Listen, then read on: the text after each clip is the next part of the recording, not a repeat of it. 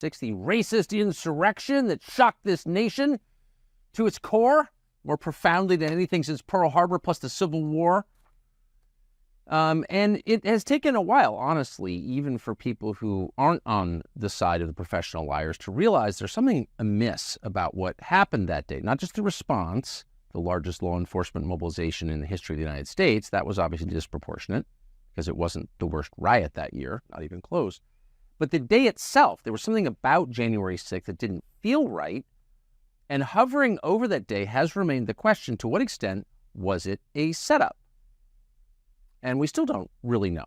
But what's interesting is how few people have asked that entirely legitimate question. And one of the very few, really one of the only in the United States Congress, is a member called Clay Higgins from Louisiana. And in case you haven't seen this clip, it's worth rewatching. This is from 2022 in a Homeland Security Committee hearing where he asked it just directly of the FBI director. Watch. Did the FBI have confidential human sources embedded within the January 6th protesters on January 6th of 2021? Well, Congressman, as I'm sure you can appreciate, I have to be very careful about what I can say about when. Even now, because that's what you told us 2 years ago. May I finish? About when we do and do not, and where we have and have not used confidential human sources.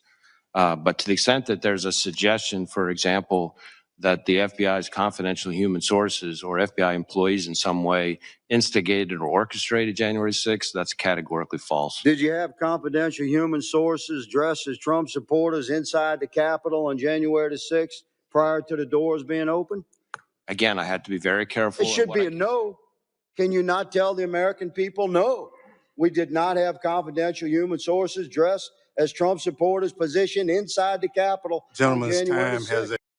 You should not read anything into my decision not to share information. Director Ray, confidential human gentleman's time has expired. What a sleazy, repulsive little authoritarian liar Chris Wray is. That's obvious when you watch that tape. The sad part is so few tapes like that exist because so few have confronted him directly and asked questions to which the entire country has a right to know the answer, like that one. Clay Higgins did that. Congressman from Louisiana, Lafayette, joins us in studio. Congressman, thanks so much for coming on. Thank you for having me, Tuck. So that was over a year ago that you asked that question, which is a central question, and you asked it, as I think is appropriate, without any embarrassment at all on behalf of your constituents and the rest of the country. Are you any closer to the answer now?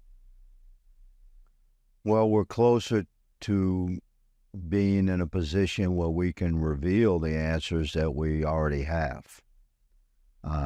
Much of the evidence that we have compiled from investigative effort and over the course of the last couple of years, some offices like my own sort of operating in silos of investigative endeavor, have now been able to come together now that we have a Republican majority and we have access to the staffs of the appropriate investigative committees. And so I sit on the oversight committee, and we Republicans run that committee now, and therefore we control the staff. So when you can magnify the efforts that individual members of Congress have pushed within our own offices, when you can magnify those efforts by the skill and the numbers of staff from the committees, you get a lot of evidence reviewed professionally and aligned and assembled into essentially a case file. And in this case, this is a big file because the involvement of certain actors, you could say deep state actors within the federal government, to set the stage for what happened in J4, 5, and 6, and to entrap thousands of Americans from across the country and lure them into this set stage on J4, 5, and 6. The people that were involved in that is quite a large web. So yes, sir, we do have a great deal of evidence compiled, and we're gradually, professionally rolling that evidence out. So you sort of answered the question right there in larger terms. You just said that elements within the federal government, I assume law enforcement, intel, and military, and I'm using your words, lured Americans to Washington into what you called a trap. Yes, sir. So that would, I mean, that's a shocking, and I assume that's a sober conclusion based on the evidence. That's what you're saying. That would be my sober assessment as an investigator, and I love my country, and I've always been a staunch defender of the thin blue line, and I would proudly count the FBI amongst that number. It's like brothers to me. So to find that level of conspiratorial corruption at the highest levels of the FBI has been very troubling to me as a man, as a cop. And yet, you follow the evidence wherever it leads. And yes, this is what investigators do. So when I asked Christopher Wray that question, for instance, I already knew the answer. I had reviewed compelling evidence that the FBI had assets, human assets, dressed as Trump supporters, inside the Capitol prior to the doors being open and the masses allowed in.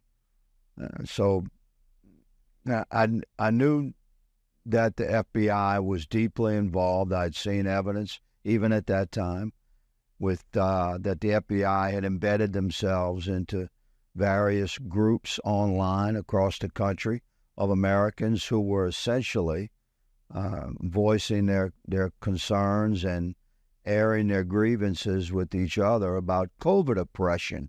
And those Americans were targeted by the FBI, almost universally Republicans and largely Trump supporters. But the FBI worked undercover to infiltrate those conversations and become a significant part of those individual Americans' communications. And when you dig into the evidence that we've had revealed through some criminal cases that I've followed and worked with the families of J6 political detainees and Americans that have been persecuted for their involvement in the Capitol that day, some of that evidence is shockingly reveals that the FBI agents that were operating undercover within the online groups across the country were the first ones to plant the seeds of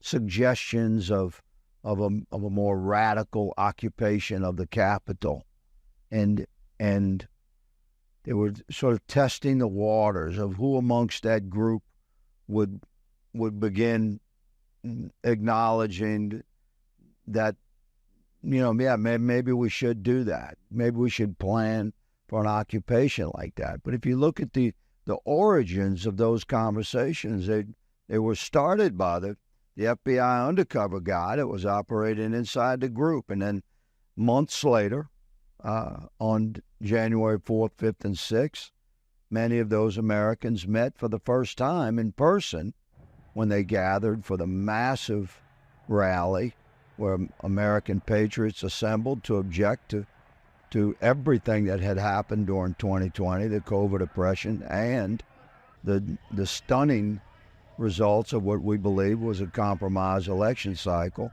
in November 2020. So Americans gathered at their own capital to appropriately air grievances and protests at their capital, but embedded amongst their number was an FBI asset that had been working from within their group online for many months. So this was the level of manipulative effort that the FBI invested into American citizenry and our assembly online to exercise our rights under the First Amendment, to talk to each other about whatever we want to talk about, including the insidious oppressions of COVID that we were suffering across the country. So, and our concerns about where the election was going, the whole mail-in ballot thing, we could see the stage was being set for a compromised election cycle, possibly. And to our horror, that's what happened. So FBI had fingerprints on this thing for many months prior to J4, 5, and 6.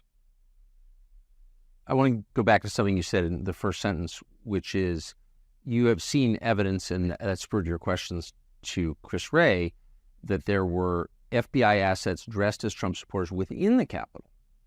So that is proof of entrapment, because, of course, the federal government could have prevented entry into the Capitol building. There aren't that many doors. You work there, you know.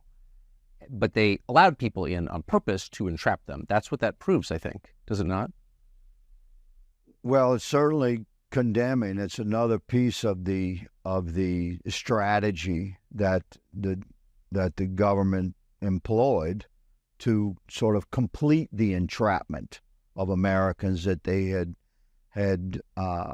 infiltrated and then prodded and provoked with those original seeds planted of actions like, you know, what type of gear to wear and just in language that incited behavior that could go the wrong way. You know, pushing actions of legal and legitimate peaceful protests to an edge where those Americans would likely not have gone had they not been, you know, encouraged by the FBI plant amongst their number that they didn't know was there. So by the time it was actually J6 and you had masses of Americans assembled outside the Capitol, almost like 99.9%, 100% peaceful. On the inside, you had FBI assets dressed as Trump supporters that knew their way around the Capitol. Before the doors even open. Before the doors open. Or else how are you going to get around the Capitol? You've been there many times. You need a guide to get from whatever door you go in. It's a labyrinth. It's a maze inside there. So that's right. So there's no way, just Americans, most of which have never been to the Capitol, there's no way they can come in some random door that gets opened and then get their way directly to the statuary or the House chamber or the Senate chamber. It's just not possible. So the FBI assets that were dressed as Trump supporters that were inside the Capitol were there, I believe, and evidence indicates that they were there to specifically wave in the Trump supporters that had gathered outside the Capitol, and the doors open and they were allowed in. And on the inside were there's some more Trump supporters. But really those were FBI assets, law enforcement assets that knew their way around the Capitol. And they waved those guys in, said, come on, follow us. And they're the ones that led them on the path directly. How do you think a guy's never been to the Capitol, gonna come into the Capitol all amped up on emotion and make his way straight to Nancy Pelosi's office? Come on. It's like I couldn't get it. There's no way. I've been there for 7 years. Could come in some random door at the Capitol and make my way to Nancy Everything Pelosi. is unmarked. I mean, those leadership offices are unmarked. So how would you know It's that? confusing to That's get right. around in the Capitol. Every American that has been there knows this. When you go on a tour, you bring your family to D.C., you go through the Capitol, you have to have a guide. And on January 6th, the guides were FBI assets, the law enforcement assets. And they were dressed as Trump supporters. They were positioned inside the Capitol prior to the doors being open so that the Americans that had assembled outside the Capitol, once allowed in, could be brought directly to the areas where the FBI and the DOJ and the deep state actors knew would be the most sort of condemning criminal action of Americans being inside the Capitol, protesting without permit and things. They knew they were setting the stage for arrest and prosecution. It's such a crime. Who planned this, do you think? Well, I think factions planned this. I wouldn't say who, Tucker, because I don't think there was one person that planned this, but I believe the faction of establishment liberals within the FBI and the Democrat Party and our intelligence services to another extent use their massive powers of surveillance and investigative assets that they have across the country, confidential informants, registered informants, non-registered informants, voluntary informants. It's a complex web of FBI assets across the country that can be activated. So if you have authority at some of the highest levels in the FBI, it doesn't take much. The faction within the FBI and within our intelligence services that would coordinate with the most extreme liberal factions within the Democrat Party that were desperate to keep Trump out of office and worked within the theater of operations, shall we say, that had been set by the COVID alleged medical emergencies nationwide and millions of mail-in ballots. There's no daylight between the compromised election cycle of November 2020 and ultimately what happened on J6. So you ask who planned this? This would be the combination of several of the most extreme liberal, anti-Trump, anti-America First factions that were in positions of authority within our federal law enforcement organizations and the Democrat Party across the country. When you say that there were FBI assets in the crowd, in the building beforehand and certainly outside, what's the scale of this? Are you talking like 10, 20? No.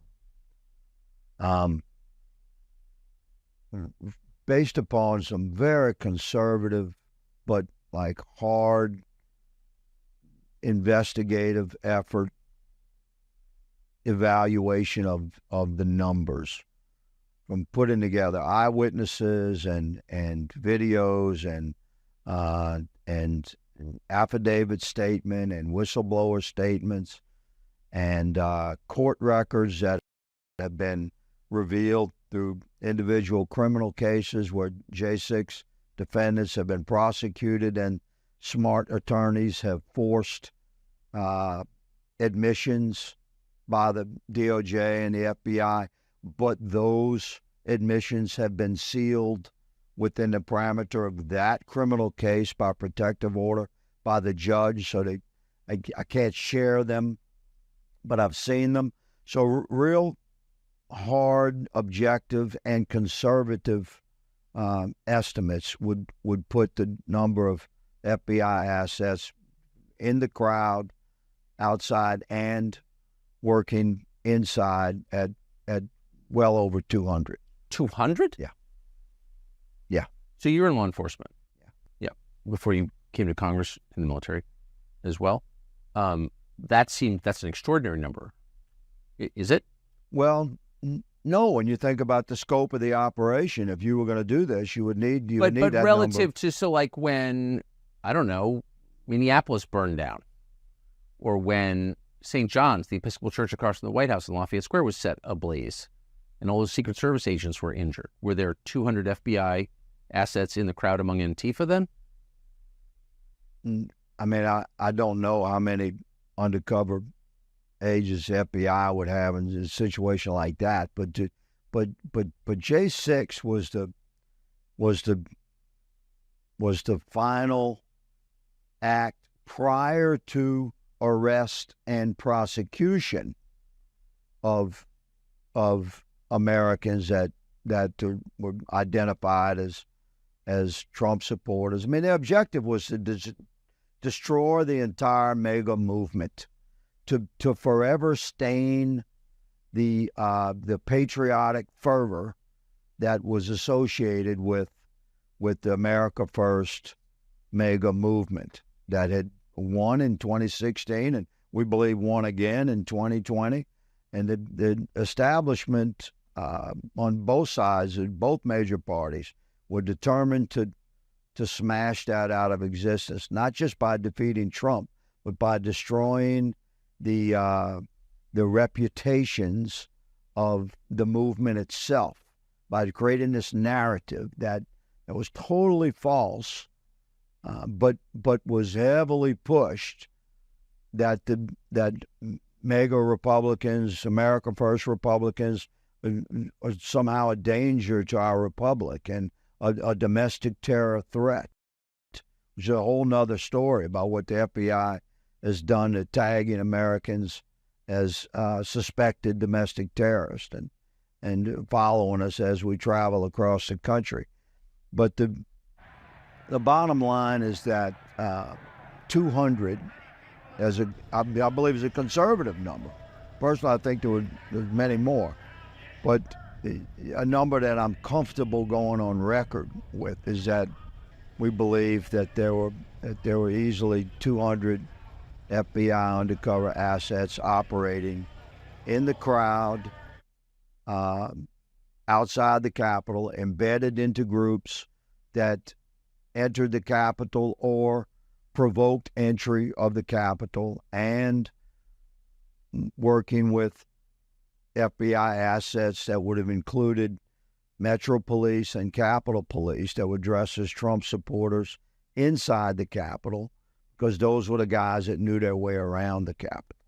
So given the scope of the operation and the number of doors where entry was allowed or even encouraged, then the number of people that were actually outside the Capitol and that entered, we believe 200 is a conservative number. Yes, sir. It's shocking what you're saying. It confirms everyone's worst suspicions about this. It's clearly true. Did you come across any evidence that the DOD, the military, either Defense Intelligence Agency or National Guard, or any part of the U.S. military played any role in this at all? I have not seen that. I've heard the echoes of that suspicion, and I have observed circumstantial evidence that has been presented to me that I have reviewed, but to me, it does not rise to the level that I would call actionable from an investigative perspective. So there was some suspicion, but in law enforcement, the thresholds you're looking across is reasonable suspicion that would prompt a criminal investigation, and then the next threshold is probable cause, which you need for arrest.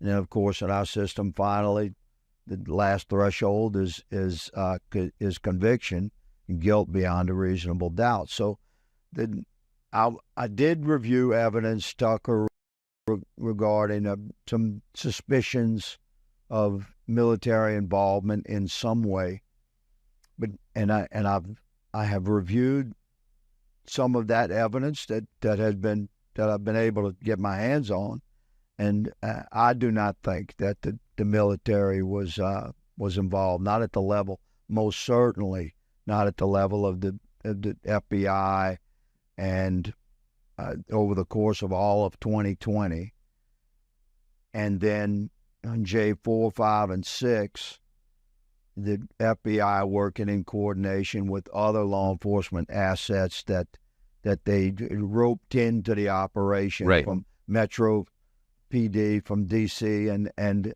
the Capitol Police was sort of tricked into participating with what the FBI had been staging for 10 months. If you take 3 steps back, this is not democracy. So the federal agencies serve under the oversight of the elected president and then under the oversight of the elected Congress. Their elected people get to make the decisions. You have a Republican president, you now have a Republican Congress, and neither one can get a straight answer from the FBI. No one has any control of the FBI. You're describing a government within a government. Well, in America, a question becomes reasonable men would ask when we face a crisis like this, who investigates the investigators? Right. And the answer in America is Congress. So we have the responsibility to investigate through the appropriate committees, which we're certainly doing that now that we have a Republican majority and control of the committees. But we don't have the power to arrest. We can give criminal referrals based upon our investigative efforts, but we have to have a DOJ that's receptive to the criminal referrals. So we've hit quite a brick wall, have we not? Constitutionally, we have the responsibility to investigate objectively, and anyone that knows me knows that's exactly what I'm pursuing. I'm not trying to create a crime to fit a narrative to blame on the FBI. I'm following the evidence, and to my horror, it implicates our FBI at the highest level, and a conspiracy within our government at the highest level to create to set the stage for a compromised election cycle in 2020, and then the actions that took place on J4, 5, and 6, and then the criminal investigation, arrest, and prosecution of Americans that they were able to entrap and document with the thousands of cameras that were operating that day, and use that evidence that they knew they were setting up to investigate, arrest, and prosecute the Americans that they had entrapped. So Congress can investigate these things, and we will reveal these horrific truths, and we will have criminal referrals. But until you have a president running the executive branch that will clean house at the DOJ and FBI at the highest levels and put American patriots in place that will act upon the criminal referrals that Congress provides, then none of those guys are going to get arrested because they're not going to arrest themselves, and we don't have arrest authority. I'm a little surprised, and don't expect you to be critical of your colleagues in the Republican conference, but I mean, they do control the House. Impeachment is a thing. Chris Wray is still the FBI director. I watched Republicans, some of whom I know, cheer the murder of Ashley Babbitt, who was an unarmed woman, less than 5'5", by Michael Byrd. They were on Michael Byrd's side. And I have to say, for a lot of Republican voters, and I count myself among them, very clarifying. If you're cheering Ashley Babbitt's murder, shooting women now, that's okay because she likes Trump. And there were Republicans who are like, yeah, I was happy. Like, a lot of them thought that. What the hell? Yeah, it made me sick. Me too. You know, there's a great responsibility when you wear a badge in America. I mean, think about it. To be the designated servant of your community that has the authority to deny the freedom of a fellow American in the land of the free. Like, that's a heavy responsibility. So the escalation of force it must be appropriate in order to effect a lawful arrest. And a bad shoot is the worst thing that an officer can possibly be involved in his career. it's the thing of nightmares for good police officers. So to take what was from a law enforcement perspective was clearly a bad shoot, because there's some basic rules you just cannot violate. You have to attempt to effect an arrest before you can go to deadly force. There was no attempt to arrest Ashley Babbitt. There were officers on the other side of the window she was climbing through. There were officers on the interior side of the window she was climbing through. There was no indication this had been going on for an hour, and there was no reports on the radio or anywhere else of gunfights. So there was no reason at that point to expect that Ashley Babbitt or anybody else in the crowd was going to produce a firearm and start firing on police officers. Why? Because it had not happened. So that's part of the totality of circumstance that a police officer is responsible for knowing. We stay in constant communication with our radios. We know what's going on. That officer that pulled that trigger shot a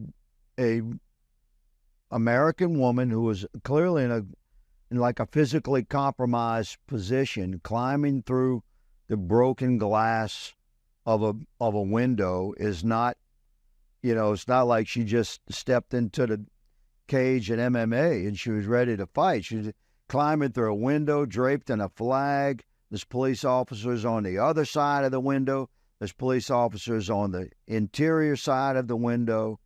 So you have plenty enough officer presence.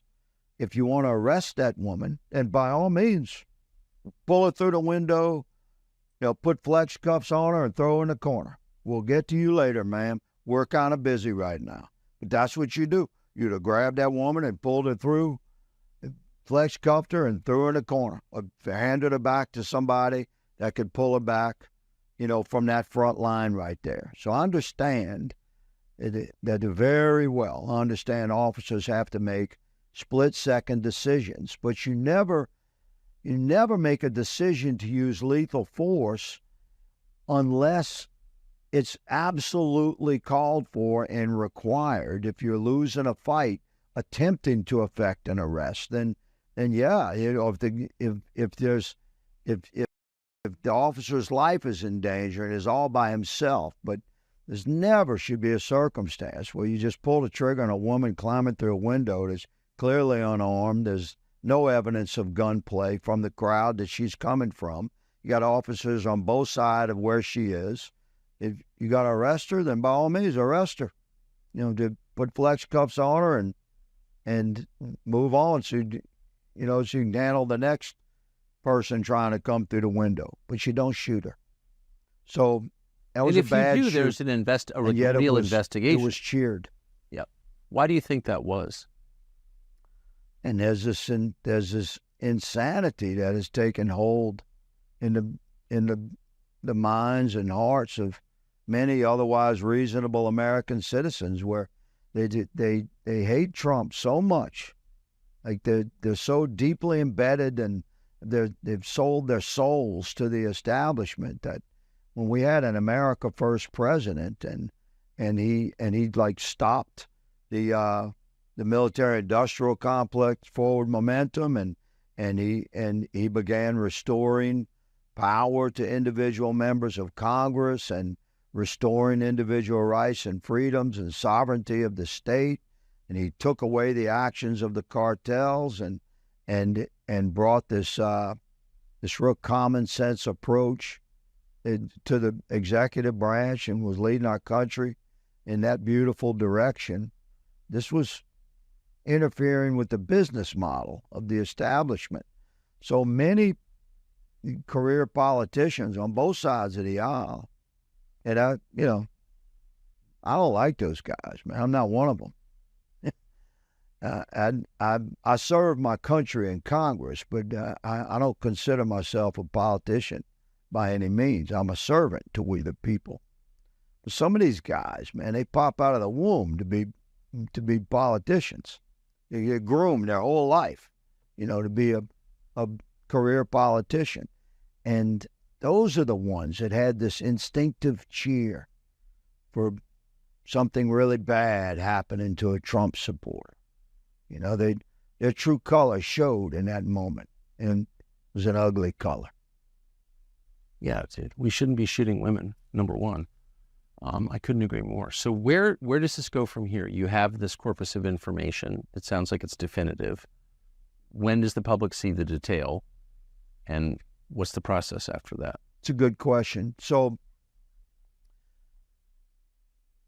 evidence from criminal investigations by nature is rather secretive. But there is a tremendous compilation of data that I think should be made completely available to the public, and that's the digital files from J4, 5, and 6. This is where Speaker Mike Johnson can be a champion for that will be remembered for throughout history as the Speaker of the House that fully released, unredacted digital files from J4, 5, and 6 completely to the American people. And within that data is full truth. And the American people, there's the only staff large enough to, frame by frame, go through 80,000 hours of digital evidence. And nobody has a staff big enough to do that. But we can crowdsource it to the American people. So you ask, when will this evidence be released? I've been encouraging Speaker Johnson, as I did Speaker McCarthy, to, by God, man, release this data to the American people. Why won't they? I believe Speaker Johnson will, but Mike is quite a skilled constitutionalist attorney himself, and he's a very measured, patient, faithful man. So I extend trust to Speaker Johnson when he says that it's his intention to fully release the called the J6 tapes, but really it's digital evidence. It's more than just video evidence. It's a lot. It's radio transcripts, the whole thing. I believe Speaker Johnson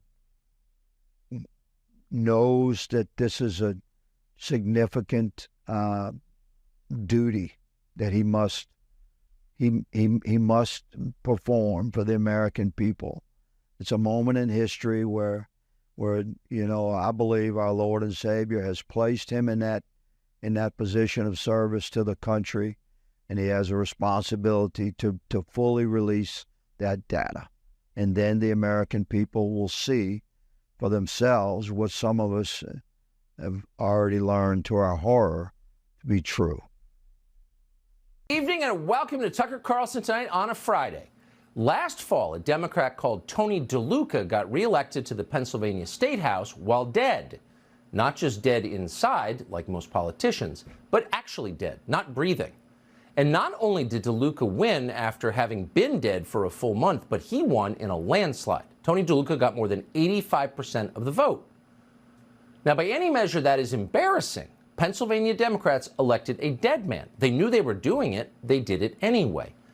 This would seem to defeat the idea of representative democracy, which is that you vote for people so they can represent you. But party leaders in Pennsylvania were not embarrassed. They were proud. Quote, "Well, we're incredibly saddened by the loss of Representative Tony DeLuca," they said in a statement. "We are proud to see the voters continue to show their confidence in him and his commitment to democratic values by re-electing him posthumously." In other words, electing a guy who can't possibly represent you is not an offense against democracy. It's the essence of democracy. Now, it's not a typo. They put that in a press release. And actually, it makes a kind of sense when you remember that it was also in the state of Pennsylvania that Democratic Party leaders backed a Senate candidate called John Fetterman long after he had suffered a massive stroke and could no longer talk or communicate clearly. Here he is during one of his rare public appearances last year. You're running for a seat that could decide the balance of power in Washington.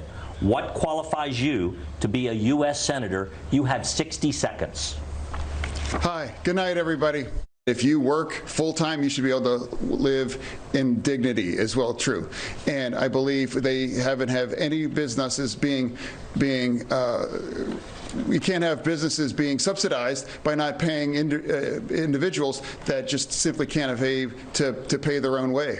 You're saying tonight that you support fracking, that you've always supported fracking, but there is that 2018 interview that you said, quote, I don't support fracking at all. So how do you square the two? I do support fracking, and I support fracking, and I do support fracking. Now, that debate, as you well remember, was considered shocking by most everyone who saw it, but not by Democrats in Pennsylvania. They didn't seem even mildly ashamed to be caught running a candidate who couldn't speak. Fetterman's own wife, a former illegal alien called Giselle, candidly told reporters how she deals with her brain-damaged husband. Quote, you just, ignore him when he's speaking. Now, Democratic voters love this because they always love it when women attack and diminish their own husbands. It makes them feel like they're not alone. It's totally normal to hate your husband. And, of course, they took Giselle's advice, and they elected John Fetterman to the Senate. In a party where no debate is allowed, it's not like you need a senator who can use words, or for that matter, a president who can think. Now, we naively assumed that Joe Biden would be in trouble during the 2020 primaries when he misidentified the state he was standing in, or mistook his sister for his wife, or made about 100 other weird and disjointed statements that suggested regular amphetamine injections were the only thing getting him through his rallies. Biden's senility seems so obvious, and it was obvious. But what we missed was how much the Democratic Party had changed. Joe Biden's campaign was never about Joe Biden. He could have been anyone, dull or sharp, old or young, alive or dead. The candidate himself was irrelevant. What mattered was the power of the office. Democrats just wanted the seat. The details of who occupied it didn't matter to them. And as if to prove it, Dianne Feinstein has been a senator from California for more than 30 years.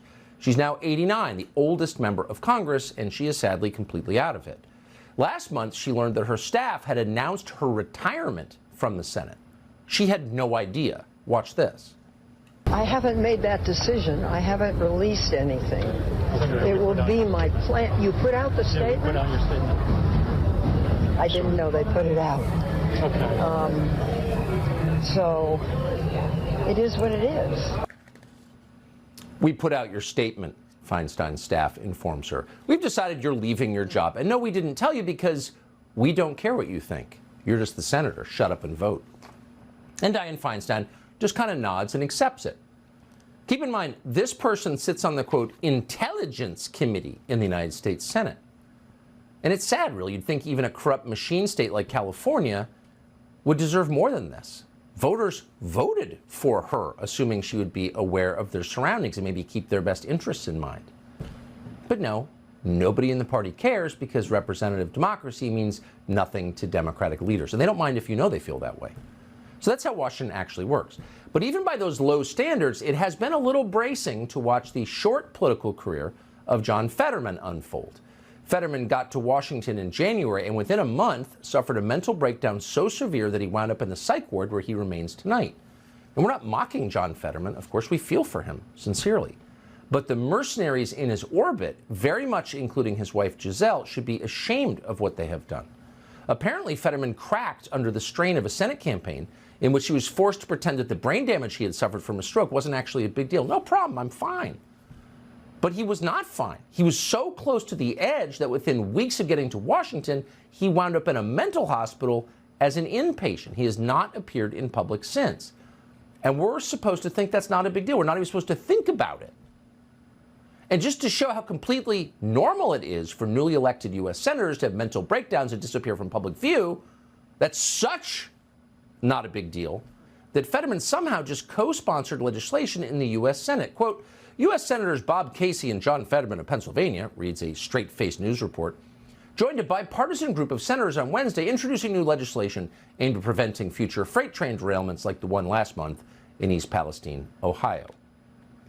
So here you have a guy who's getting round-the-clock psychiatric care deciding how to prevent train derailments. There's so many questions here. But the most obvious one is a logistical question. How is John Fetterman doing this if he's in the psych ward? And we don't know because no one will say. Fetterman's chief of staff, a man called Adam Gentleson, is blocking anyone who dares to ask that question on social media. On Twitter, for example, Stephen Miller of the last White House asked Gentleson this, quote, Adam, who is co-signing and introducing legislation from Senator Fetterman's office while he himself is currently hospitalized and under current medical observation? Oh, no answer. No answer. Gentleson just blocked Stephen Miller in response. So the problem with this is not John Fetterman himself. Once again, it's impossible not to feel sad for John Fetterman or anyone else who suffers from mental illness. A lot of us are eccentric. Some of us are very eccentric.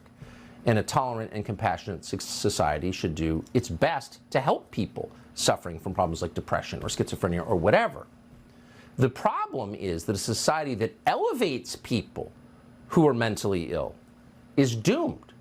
Wouldn't a functional society elevate people to positions of leadership who are the wisest, the smartest, the sanest, who have the greatest degree of foresight and emotional self-control? Yes, it would. They would not intentionally put people in positions of authority who were incompetent. They would not allow John Fetterman to write railroad safety legislation from his bed in the psych ward. That is, pardon the description, insane. Biden, of course, will celebrate this as a new glass ceiling shattered, as if we're all empowered by being governed by people who can't think straight.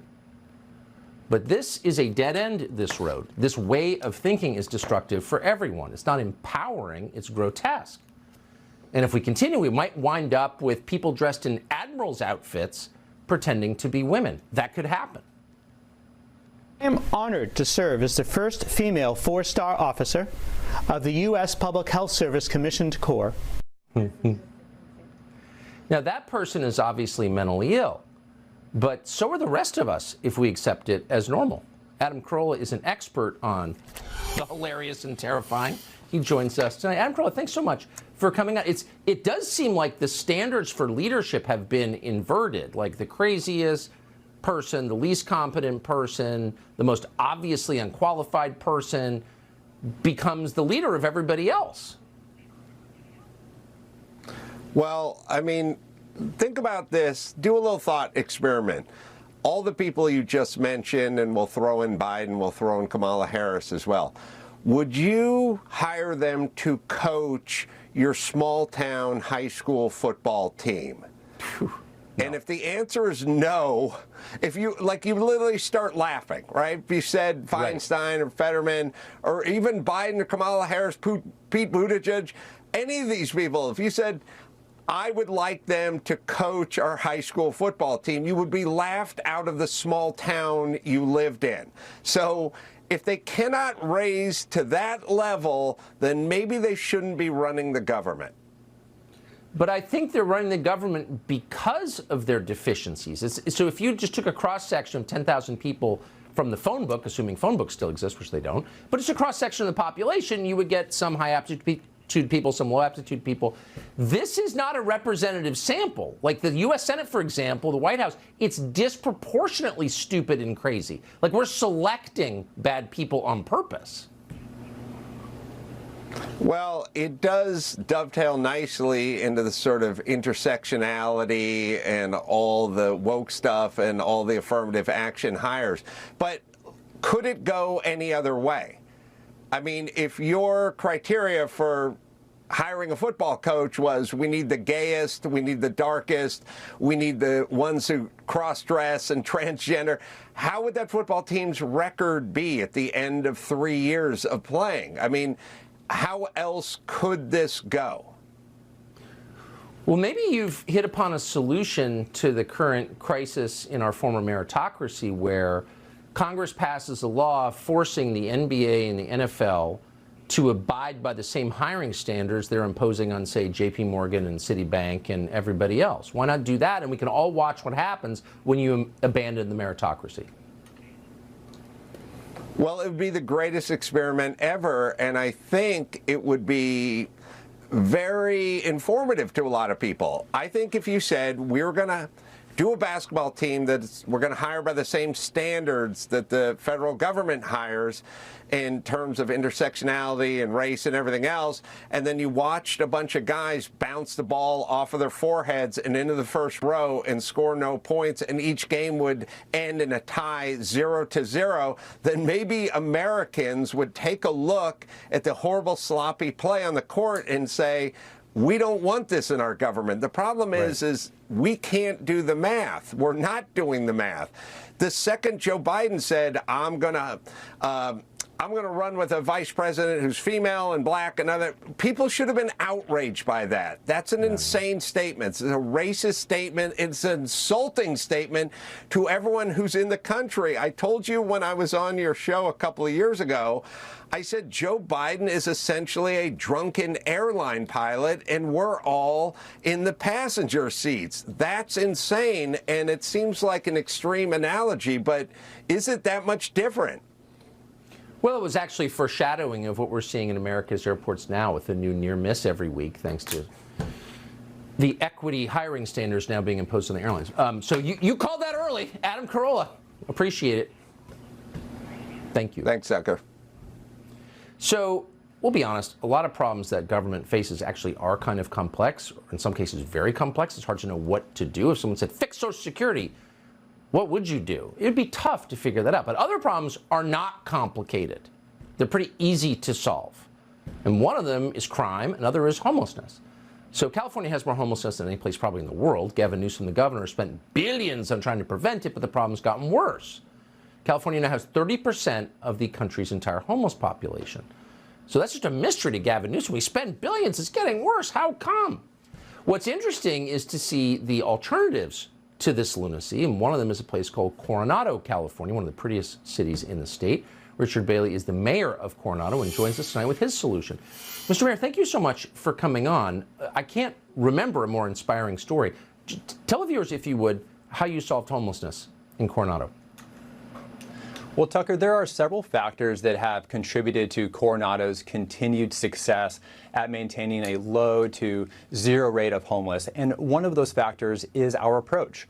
And our approach starts with a sincere effort to connect any homeless individual with the resources they need to get back on their feet. So anytime there's a homeless individual in town, we have contracted with a third-party shelter provider that can connect them with a roof over their head and the resources they need to improve their life. And I sincerely believe that we have a civic and moral responsibility to help those that actually want to be helped.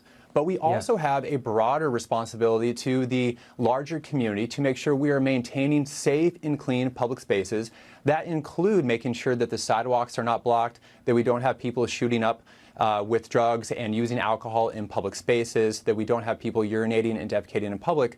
So we also maintain a very consistent and proactive amount of code enforcement. And I think the combination of those two is what has contributed to Coronado's success.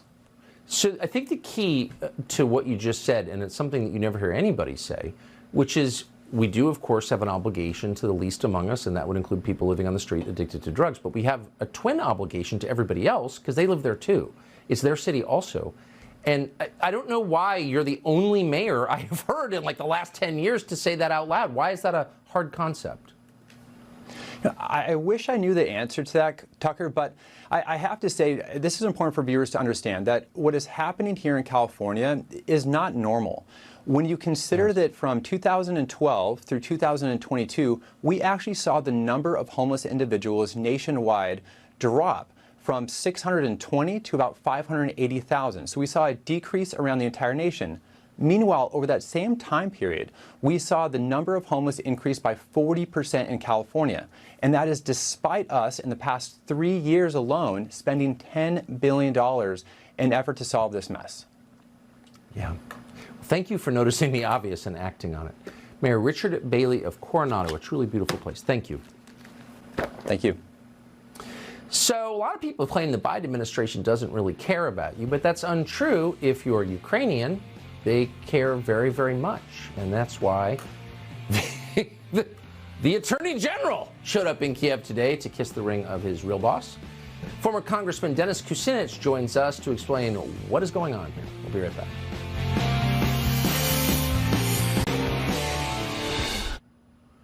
So it seems like every week another top Democratic Party official heads to the country they care most about, which of course is Ukraine. It's not the United States.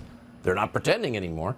So Nancy Pelosi, Janet Yellen, our Treasury Secretary, Joe Biden, our president, have all gone to Ukraine. Now, for some reason, the Attorney General of, not of Ukraine, of the United States, went to, at public expense, Ukraine today. What was he doing there? Maybe giving Zelensky advice on how to persecute more Christians. Both of them are doing it. We can't say. We can probably assume they were not talking about the bombing of the Nord Stream pipeline, which the Biden administration was deeply involved in. Nobody seems to remember that story. Dennis Kucinich does. He's a former member of Congress from Ohio, a former presidential candidate. He joins us tonight. Congressman, thank you so much for coming on. So the sabotage of this natural gas pipeline from Eastern Europe to Western Europe is the largest act of environmental terrorism in history. It released more carbon into the atmosphere than any man-made act ever. And the Biden administration is responsible for it. Why is no one talking about this? Well, you're right. It's an unprecedented act in American history. And the people of the United States have a right to know if their government blew up the pipeline. And if you look at the details in Seymour Hersh's investigative piece, there was a plan to destroy the pipeline before the Russian invasion of Ukraine. And incriminating statements were made by President Biden, Victoria Nuland, National Security Advisor Sullivan, prior to the pipeline being blown up. And when you think about it, Sullivan's key here because he helped to organize it, then he tried to blame Russia.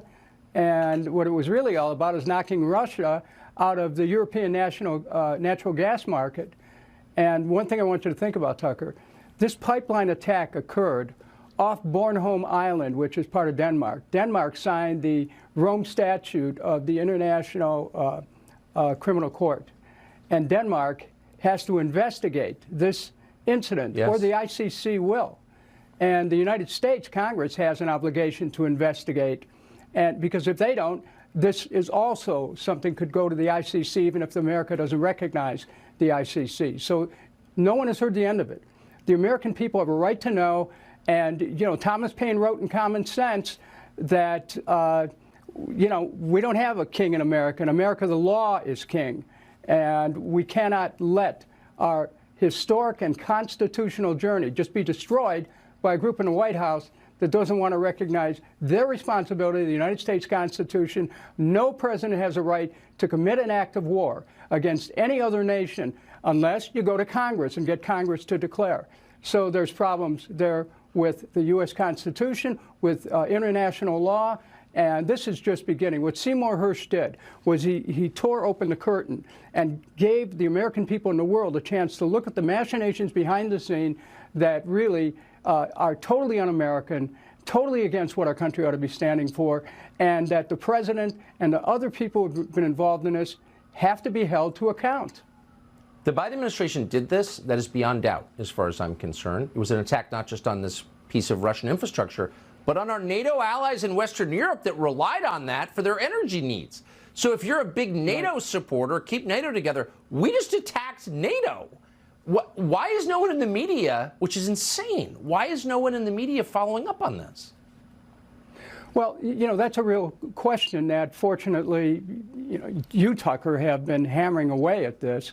And as someone who served in Congress and was responsible for bringing articles of impeachment against a president and a vice president, I understand the Constitution perfectly on this. And there ought to be hearings in Congress. There must be a congressional investigation. Yeah. We cannot permit a president, whatever the party is, to get away with an act of war against another nation. 83 million Germans had their energy supply threatened during the winter. I mean, hello? Yeah, it's lunacy. But the Uniparty wants to sweep it under the rug. Dennis Kucinich, great to see you tonight. Thank you so much. Thank you. So you can't let the core infrastructure and core services in a country degrade. You just can't let that happen. You can't, for example, let air travel become dangerous. You have to say no. But that's happening in our country. Every other week, there's a near miss at a major airport. So you'd hope the Biden administration would want to make sure that the person running the FAA, which regulates aviation, would be competent and knowledgeable in aviation. But no, in a further insult to this country, the White House has nominated a guy called Phil Washington to lead the FAA. And as we learned at his confirmation hearing, he knows nothing about aviation. Watch this. So, Mr. Washington, can you quickly tell me what airspace requires an ADS-B transponder? Quickly, please. Thank you for the question, Senator. Not sure I can answer that question right now. So what are the 6 types of special use airspace that protect this national security that appear on FAA charts? Quickly, please. Sorry, Senator, I cannot answer that question. So what are the operational limitations of a pilot flying under basic med?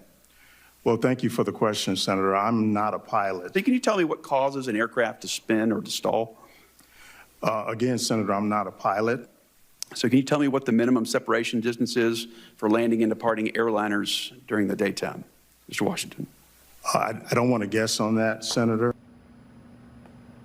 So, seems like a nice enough guy, but this person is being nominated to run the FAA, which oversees air travel. So why in the world would you nominate a guy who knows nothing about airplanes to run the federal agency that oversees airplanes? Well, because he cares a lot about equity. That's why. Watch. Do you intend, if you're confirmed, to have this so-called equity czar as a member of your senior staff at the FAA? Thank you for the question, Senator. I do think that there's a role to play for equity in organizations, so I would definitely look at that. Okay, so just to be clear, equity is an inherently evil and discriminatory concept. But even if it was a good concept, it would still be irrelevant to running the FAA or the Transportation Department or the White House or any other federal agency that all Americans of all colors pay for. They expect the best person, a knowledgeable, wise person who will do the job efficiently, well, and in the case of the FAA, safely. They said the White House picked a guy who knows nothing about airplanes to run the FAA. Truly nuts. So Andrew Tate is despised in this country by the people who run this country, but he's maybe the most popular person on the entire internet. And maybe because he is so popular, he was arrested several months ago in Romania and remains in prison without being charged with a crime, and apparently despite being very ill. What is going on here? We think we know. We're going to talk to his attorney after the break. Approximately 250 years, everybody in America agreed that sexualizing children is the worst crime you could commit. Child molesters got hurt even in prison. Even criminals don't like child molesters. You can't sexualize kids. Then all of a sudden, out of nowhere, maybe as a reaction against Trump, who knows? Historians will figure it out. Sexualizing children became a mandate on the left. You have to sexualize children. It's the law, and taxpayers have to pay for it. This is true across the West, particularly here in the U.S., but also in Canada. And a lot of it, for some reason, is occurring in school libraries. Knox Zajac is an 11-year-old who lives in the state of Maine. He's in the 6th grade. He just spoke up at a school board meeting to read aloud from the book Nick and Charlie. He checked it out of his school's library. Watch. I'm a 6th grader. I was in the library, and this book was on a stand. I'd like to read you a page. My back over my hips as I asked if we should take our clothes off. And he's saying yes before I finish my sentence. He's pulling off my t-shirt, laughing when I can't undo his shirt buttons. He's undoing my belt. I'm reaching into his bedside drawer for a condom. We're kissing. Again, we're rolling over. Obviously, you can see where this is going. I don't know if it's because we're feeling especially emotional or just tired, or these past couple of weeks have been too much. But this reminds me so much of the first time we had sex. We were both terrified, and the whole thing was kind of terrible because we didn't know what we were doing. But it was good too, so good. It's a little kid, really. But the librarian didn't care. The librarian asked if Knox wanted to check out a graphic novel version of that book. Some pictures, too. Knox Zajac and his father, Adam, join us tonight. Knox, Adam, thank you so much for coming on. Let me just commend you on your bravery. Knox, first to you, what did you think when the librarian asked you if you wanted to see the picture version of that book?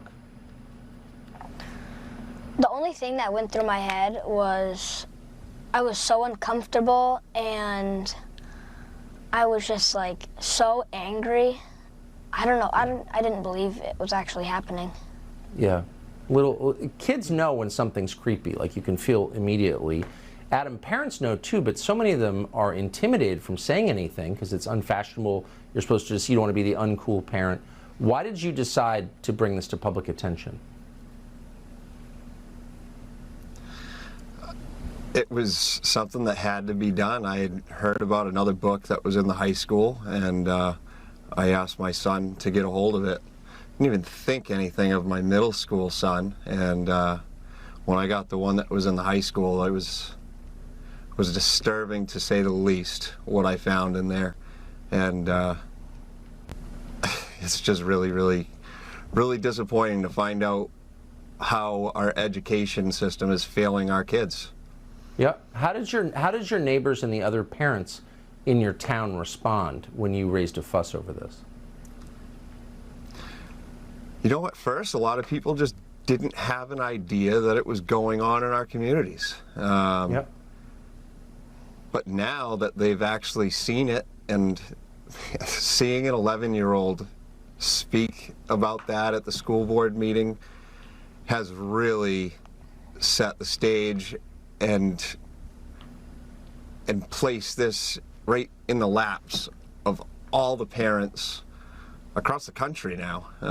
It's really amazing, the support that we've gotten through the community, and now, honestly, across the country. I get messages privately still, hundreds of them a day, just saying thank you for speaking up, and you know, they're worried about the cancel culture. They're getting canceled, or they're getting disciplined by their bosses, or they're losing businesses as owners, and it's not worth it. They're terrified to speak up. Yep, they certainly are. But you two aren't. I appreciate your bravery. Knox, for 11, you're just amazingly self-contained. It's so impressive. Thank you both. Of course. Thank you, Tucker. I really appreciate you having us on. Well, I do. So we talk a lot about climate, but how's the actual environment doing?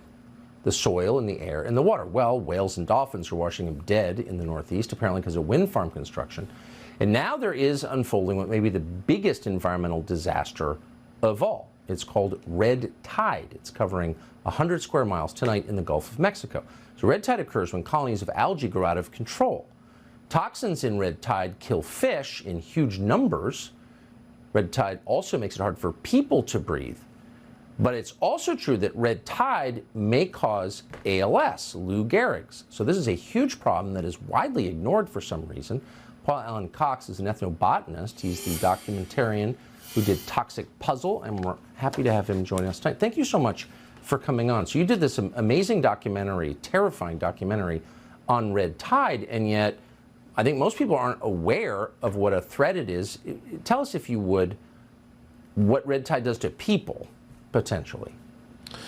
Yeah, thank you, Mr. Carlson. There's been red tides along the west coast of Florida for, oh gosh, a century and a half. They're not unusual. Yes. And they produce various neurotoxins that people detect by getting stinging in the eyes and sometimes respiratory distress. Sometimes they poison shellfish. We've looked at other types of harmful algal blooms called cyanobacteria and found they have a toxin that not only causes cancer, but also can cause ALS. And that's something that we're monitoring very closely with the outflows from Lake Okeechobee in Florida. I mean, I think there's a consensus that ALS has got to be the scariest, or certainly one of the scariest diseases that people get. So anything that might cause it, it seemed, would set off like alarm bells, and people would be completely freaked out about it. I don't get the sense that the response to this is very urgent. Well, fortunately, ALS is a very rare disease, but we found that a toxin called BMAA increases your risk of getting ALS. Our colleagues, Dr. Elijah Stommel at Dartmouth University Neurology Department, our colleagues in Florida, have found that if you're near these cyanobacterial blooms, that your risk goes up. So this is completely avoidable. People should just stay away from these cyanobacterial tides. If they have asthma or serious neurological conditions, just stay indoors and stay away till it's clear. And I think there's a real strong consensus of scientists that this is a problem we can actually solve just by cleaning up the water a little bit. I think it'll really go a long ways. Cleaning up the water. It's just nice to hear somebody to say that out loud, because you rarely do at this point for some reason. We appreciate your coming on. Dr. Paul Alan Cox, thank you. Thank you very much. So, as we told you, a man called Andrew Tate, who we've interviewed on this show, probably the most popular person on the internet globally, has been rotting for months in a Romanian prison, apparently despite being sick with what could be cancer. He has not been charged with a crime. What's going on? Oh, you know what's going on. We're going to talk to his attorney straight ahead. Andrew Tate became the single most popular person on the internet globally by talking about masculinity, the personal responsibility men have, etc., etc. He also became really hated on the left for some reason. Back in December, Romanian authorities threw Tate and his brother in jail, where they remain, despite, in Tate's case, being very sick. They still have not charged him with anything. Tate is under investigation for human trafficking. Joe Biden's State Department may or may not have had a hand in this, but they're thrilled by it in any case. So what's going on, and how long is this going to continue? Isn't it a human rights violation? Looks like one. Tina Glandian is Andrew Tate's lawyer. She's a partner at Garagos and Garagos. We talked to her a few nights ago. Here's what she said. What are the charges? How can he be in jail if he hasn't been charged for months? Hi, Tucker. Thanks for having me. So in Romania, the procedure is a little different than what we're used to here in the United States. There, they have a procedure called preventative arrest, which is what they've essentially arrested the Tate brothers and 2 women for. And they arrested them at the end of December. And initially, it was a 24-hour arrest. And then the prosecution made an application for a 30-day extension, which was granted. And last month, they sought a further 30-day extension, which was granted, and most recently, that was extended again until the end of March.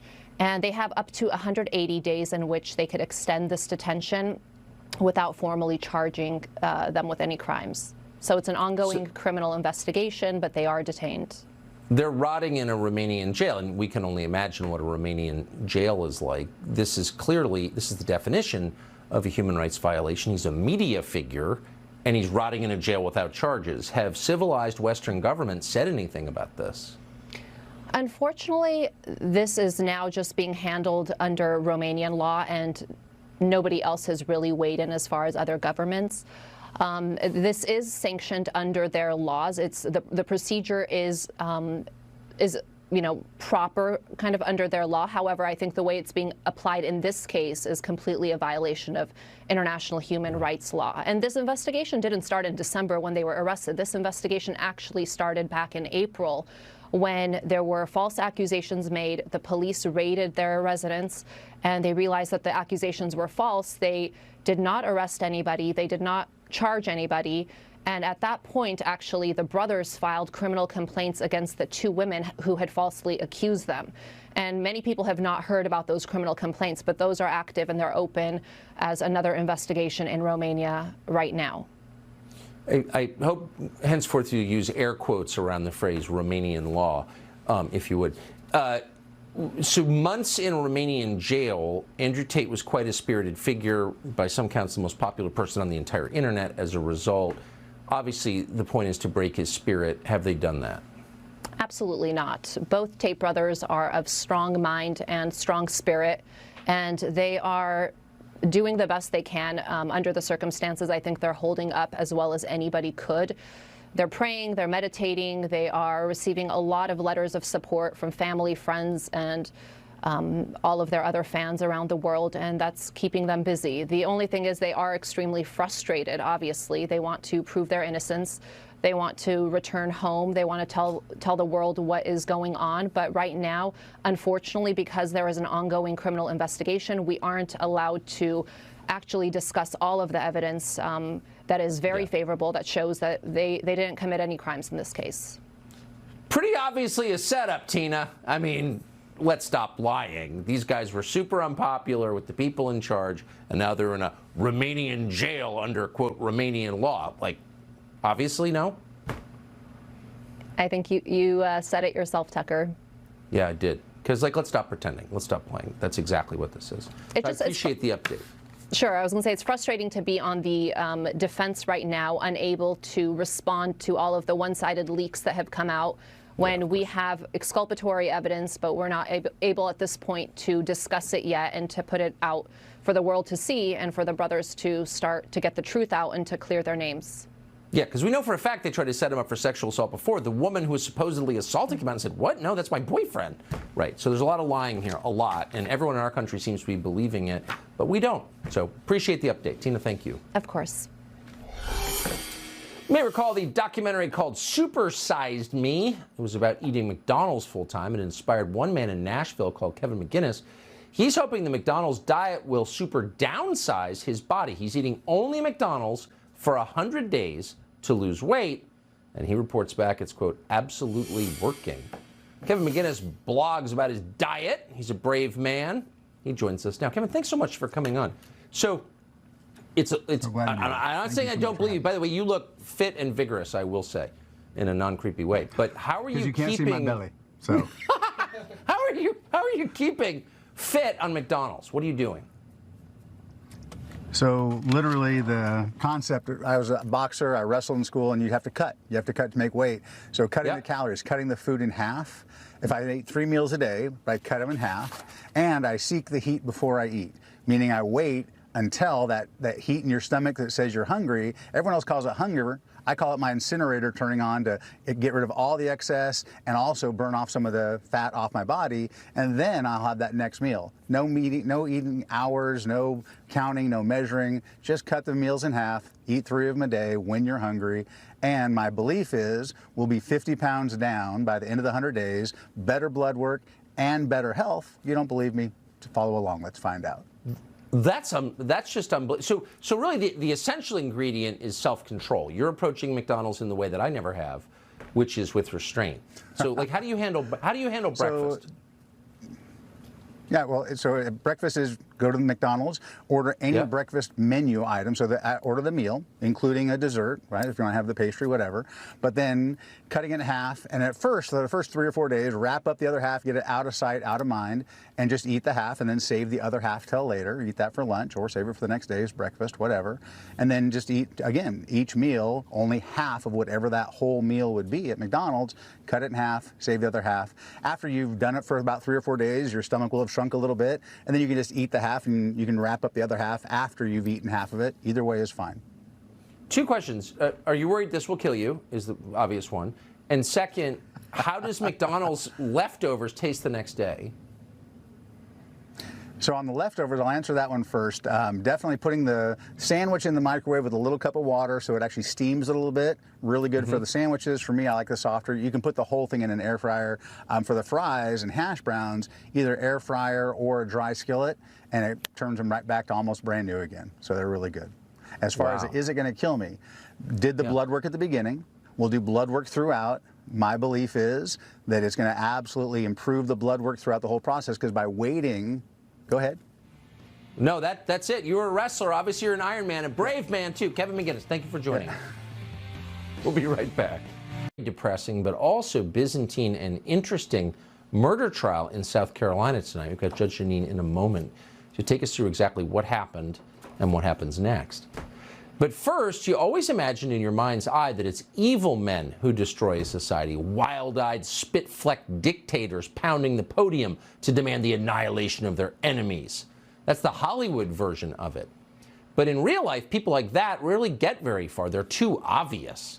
It's not the cartoon demons you've got to worry about. It's weak men in positions of power. They're the most dangerous. Men with no principles but the desire for self-preservation. Hollow men who live in terror of being revealed for who they really are, men who will do anything to save themselves. That's who you should be afraid of. And you can see that in our current moment. The weakest are the most destructive. How much of his childhood do you think Adam Kinzinger spent hanging from the wedgie nail? How many swirlies did Eric Swalwell endure in high school? How old was Adam Schiff before a girl other than his sister kissed him voluntarily? It makes you shudder to think about it. These are sad, insecure, broken men filled with envy and bitterness from their lonely childhoods. They hate you because they hate themselves. It's not their masculinity that's toxic, it's their lack of it. That's really the story of the Biden administration. The weakest president in history joined forces with the weakest attorney general in history to create a police state. Shocking? Well, once you understand the principle, it shouldn't really surprise you. And it's funny now to remember that the smart people in Washington once told us that Merrick Garland was a moderate. They thought that apparently because when Garland's promised Supreme Court seat didn't materialize, he cried. Oh, he's crying, they thought. He's so sensitive and thoughtful. But no, Merrick Garland was crying for himself because he is a self-pitying careerist with no perspectives on his own life, whose job is everything to him. He is, in other words, literally the last person you would ever put in charge of the Department of Justice. So naturally, Joe Biden did. And that turned out to be a pivotal decision. Merrick Garland has presided over the most aggressive attack on civil liberties, and in particular an attack on the practice of traditional Christianity, that any living American has seen. Now, Garland would never say that in public, of course. That would be too straightforward. His approach is feline, not canine. Every word is a weasel word. But under sustained questioning, the real Merrick Garland emerges, and it is filthy and dishonest. Here he was in the Senate yesterday, facing off against Mike Lee of Utah. DOJ has announced charges against 34 individuals for blocking access to or vandalizing abortion clinics. And there have been over 81 reported attacks on pregnancy centers, 130 attacks on Catholic churches since the leak of the Dobbs decision, and only 2 individuals have been charged. So how do you explain this disparity? We apply the law equally. I will say you're quite right. There are many more prosecutions with respect to the blocking of the abortion centers, but that is generally because those actions are taken with photography at the time, during the daylight, and seeing the person who did it is quite easy. Those who are attacking the pregnancy resources centers, which is a horrid thing to do, are doing this at night in the dark. Okay, in case you didn't follow that, we quote, apply the law equally. We just can't, for some reason, manage to investigate crimes that occur after dark. It's the sundown rule, well known in legal circles. It's hard to believe that Merrick Garland actually said that in a Senate hearing until you remember that, of course, he will say anything, and he does. We're not persecuting Christians, he'll tell you. Then he'll send the FBI after Mark Houck. Houck is a pro-life lay preacher who was praying outside an abortion clinic when a pro-abortion extremist harassed his 12-year-old son. So as any father would, Houck shoved the man out of his son's face. That's what happened. It was not a crime. We know that because no local prosecutor pursued it. And it is certainly, without question, not a federal felony to push a lunatic out of your 12-year-old son's face. But under Merrick Garland, it is now a felony. Almost a year after that happened, Garland sent armed men to arrest Mark Houck in front of his family. On September 23rd, about 6:45 in the morning, that's when those 20 so-called agents, full SWAT gear, heavily armored vests, ballistic shields, helmets, battering ram, banged on my door. Yesterday, Josh Hawley asked Garland to explain that behavior, the utterly indefensible totalitarian behavior, and Merrick Garland, of course, in his soft-spoken way, was delighted to defend it. Let's take a look at the hardened criminals that your Justice Department sent these armed agents to go terrorize on that morning. Here they are at Mass. Here's the 7 children with Mr. Houck and his wife. He has offered to turn himself in, and this is who you go to terrorize. You are the Attorney General. Give me your answer. Do you think that it was objectively reasonable and they followed your guidelines in sending 20 to 30 armed agents to terrorize these people? Yes or no?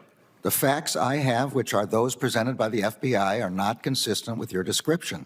So you think it was reasonable? I'm saying the facts are not as you describe. You use an unbelievable show of force with guns that I just note liberals usually decry. We're supposed to hate long guns and assault-style weapons. You're happy to deploy them against Catholics and innocent children. He doesn't care. He's got no soul, obviously. And if anything, Josh Hawley's description is too narrow. It's not just Catholics that Merrick Garland has targeted with force. It's anybody who expresses a belief in biblical Christianity in public. But it is true that Catholics do seem to be getting a disproportionate share of federal law enforcement attention under Joe Biden. The FBI, as you may know, just drafted a memo claiming that radical traditional Catholics are somehow a national security threat, presumably because they tend to pray outside of abortion clinics. In March of 2021, Paul Vaughn and 10 others were peacefully praying at an abortion clinic in Tennessee. They didn't damage any property, they hurt no one. More than a year after they dared to do that, to pray, Merrick Garland sent the FBI to terrorize Vaughn and his 11 children at their home. You have to wonder when you see a tape like that, where are so-called Christian leaders? Where's Russell Moore and all the other breastfeeding Christians as that happens, as the U.S. government cracks down on Christianity, on prayer? Silent. Paul Vaughn and his co-conspirators now face more than a decade in prison. Meanwhile, just in case you want to know what the scale is for punishment, the Department of Justice under Joe Biden let half the rioters go who tried to torch a courthouse in Oregon. No charges whatsoever. Of 99 cases that the Portland U.S. Attorney brought over that courthouse siege for crimes like assaulting federal officers and civil disorder, more than 47 were dropped by DOJ. The most serious penalties for most of the defendants who pleaded guilty turned out to be community service. So the DOJ under Merrick Garland absolves Joe Biden voters of actual terrorism while doing everything they can to terrify, humiliate, and destroy people who pray in public. They're targeting specifically anyone who is religious, humiliating them in front of their children. Now, why are they doing this? Well, because on some level, all governments hate religious people because it's competition. And revolutionary governments, totalitarian governments, go after religious people first. It happened in the French Revolution, happened in the Bolshevik Revolution, and it's happening now. That's why parents who dare to complain about their children being sexually indoctrinated and openly sexualized are attacked, in some cases, by the DOJ. Again, you can see why. Young people raised to believe that God is in charge are much harder for the government to control as they grow up. They won't worship the government. But, by contrast, if a child is raised to be a narcissist, someone who thinks, well, I can change my gender, he will grow up confused, weak, and reliant on the people in charge of the state. It's a very simple principle. It's why the Maoist government went after Tibetan monks. Anyone who sincerely believes in God is a threat, and that is the measure of a free country in the end. Are you allowed to believe that there's an authority higher than the people in charge of your government? That has always been the hallmark of America, religious liberty. It's in the First Amendment. But in Canada, of course, that's all disappeared. Canada has now become an atheist totalitarian state with amazing speed. And in Canada, it's now a crime to object to sexualized drag shows for children. You're not allowed to say a word. Late last month, a pastor in Calgary was violently thrown out of an all-ages, in other words, for children, drag queen story hour for daring to object to the sexualization of children. Watch this. So that's the video. That's what happened. Who committed the violence in that video? The guy on the ground was the pastor. Before we answer the question, some context will remind you that in Canada, showing any disloyalty at all to the Trudeau government could get your bank account frozen and your truck seized. So maybe you're not surprised to learn that that man on the ground, whose name is Pastor Derek Reamer, who showed profound disrespect for Justin Trudeau's ongoing efforts to sexualize children and mutilate the genitals of children, woke up yesterday to the police banging on his door and telling him he was going to be arrested. Why are you showing up at my home? Because this is where you live, right? Yeah, you guys could call me. Yeah, we could. Sorry, what was that? You could have called me. I've been trying to. When? This morning. We need to talk about what happened on the weekend at Seaton, right? Why do we need to talk about it? Because you're going to be arrested for it and charged. Okay. So we can go deal with it this morning, or I can just put warrants out for you. Charged with what? Mischief and causing a disturbance. Where are all the professional Christians? You have to wonder that again. Where's David French and Beth Moore and Tim Keller and all these people who are defending Christianity as actual Christians are being arrested for being Christians? Not a word. Well, today, Pastor Derek Reamer confirmed that a warrant was out for his arrest for hate crimes, and he was right about that. He was not overstating it, because this afternoon, he was literally arrested. Why? That doesn't look like the Canada you thought you knew. all Molson and sled dogs, or some stormtrooper in sunglasses won't answer a question before you provide your ID. And then the pastor sitting in a car with bars on the windows getting hauled away to jail for being thrown to the ground at Drag Queen Story Hour. We're going to be joined by Pastor Derek Reamer tonight, but he is, of course, in jail. So instead, we are grateful to be joined by Ezra Levant of Rebel News, which filmed the tape you just saw. Ezra, thank you so much for coming on. It's hard to believe that this is happening in your country. Meta question first, is anyone saying anything about it other than you? Not a lot. I mean, Tucker, you have done more journalism on Christian pastors being jailed in Canada than most Canadian media. In fact, the Canadian media either ignore it or cheer it on, calling these people bigots. I should say that there were no charges emanating from the Drag Queen Story Hour itself, neither against Pastor Reimer or against the three men who roughed him up. But then the left-wing mayor of Calgary went on a Twitter rant saying that anyone who lies or engages in vitriol or is full of hate should be arrested and charged. Now, those aren't crimes, by the way. Some of them are a matter of opinion. I could think that the mayor's full of hate. But after the mayor basically directed police to arrest peaceful protesters, they did. And you saw that cop. I think he was embarrassed and ashamed of what he was doing. He had sunglasses on. He was blocking our cameraman. He had that bizarre move, show me your ID before I answer a question. I think he knows that he is doing something contrary to his oath as a police officer. Right now, we have a reporter staked out at the city jail because, Tucker, I don't know if, he's charged with mischief and causing a disturbance. Of course, he was the one who was disturbed by the roughing up. It'll be interesting to see if he gets out on bail or, like Arthur Pavlovsky, the other Christian pastor, if he'll serve 50 days in prison, which is what happened then. I say this as one of the few Americans I know really who sincerely loves Canada, and I mean that. But it does seem like darkness is descending on your country. I have to say, just a few weeks ago, Justin Trudeau's martial law, where he seized bank accounts and deployed riot horses because some people were honking their horns in their trucks and having a festive, peaceful opposition to the lockdowns, a judge had a lengthy inquiry, and he said, thumbs up, that there was a justification for martial law. And so I'm telling you, Tucker, the checks and balances in Canada no longer work. The opposition parties often don't oppose. The media cheerleads. It's not skeptical or critical. The courts are of no use. Not a single lockdown law was overturned. Our so-called Charter of Rights and Freedoms has not struck down a single action like this. And I'm starting to think that we might need help from abroad. And so I'd say to your audience, I know you have senators and congressmen who care about civil rights and human rights in China and Iran and places like that. And I would say, please, cast an eye up to Canada too, because I'm worried that we no longer have the capacity to push back for human rights. And Canadian politicians are very attentive when Americans criticize or mention them. Please, American senators and congressmen, put us on your watch list. Things are getting bad up here. And for context, for those who don't know, I mean, you do run the biggest dissident media organization in the country, so you speak with authority. Ezra, we are definitely rooting for you, and God bless and good luck. Thank you. Thank you. Thanks. So teachers in this country are losing their jobs for trying to protect their children from efforts to sexualize them. In the Drupa School District in California, teachers are prohibited from telling parents when their children are, quote, transitioning to another gender. So your kid could be getting castrated, or chemically or physically, and you're not allowed to know that.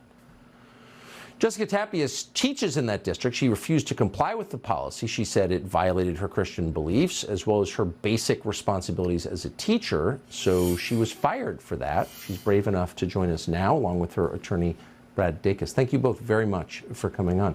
Jessica, first to you, I assume the other teachers in your district complied with this grotesque order. Why did you not? Great question, Tucker. I'm truly afraid that many other teachers don't even know they're under these directives. I didn't know I was under these directives until I found out. And when I found out from my school district that I was under these directives, I chose to speak up about them and stand my ground and stand in my faith and beliefs. And that's when they said that's going to be an issue. You have to comply with these directives or your job is on the line. And so I chose God. I chose to stick with my Christian faith.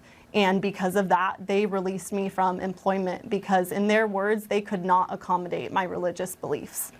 But I mean, you were also, and bless you for doing that, and you should do that, but you were also siding with parents, all of whom, no matter who they voted for in the last election, you'd think would want to know if their children are being castrated, like their children. Don't you think parents want to know? Yes, I think parents have the right to know everything about their children, and I will not partake in withholding any information from a parent. I'm a parent myself, and I would be very upset about that. So this fight is not just for the sake of my job loss. This fight is for the protection of all children. This fight is for the preservation of parental rights. Well, amen. But Brad, is this, since you're the attorney here, is it legal to fire someone for refusing to hide essential facts from parents who are the guardians of these children? Yeah, this is a clear breach of public trust, and it's a clear violation of her Title VII rights. She was fired not because of the job she did, Tucker. She was fired because of her religious beliefs.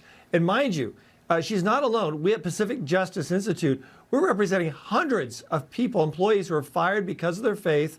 And the issue is also one of the parents. They're scared, Tucker. Right now, they see all of what's going on. They're horrified by it. And it's for that reason, on our website, we've developed customized opt-out forms for all 50 states where parents for free can download opt-out forms, start learning what their rights are, as well as the material that's being given to the kids and their grandkids throughout the country in public schools. I mean, Jessica, I have to ask, were there, and I know the answer I want to hear, were there teachers you work with who came up to you and congratulated you for your bravery, I hope? You know, Tucker, I'm being totally overwhelmed in the best way possible with hundreds of teachers reaching out to me, telling me that they're ready to die on this hill with me, that they completely align with my views on this, that they are ready to stand up to this beast with me and stand for the protection of children and stand for parental rights and, you know, stand for the fact of the matter that as Christians, we can also be in the public sector. And at this point, I feel that I was told you need to choose one or the other. Do you want to be a public school teacher or do you want to continue practicing your Christian faith? Well, good for you.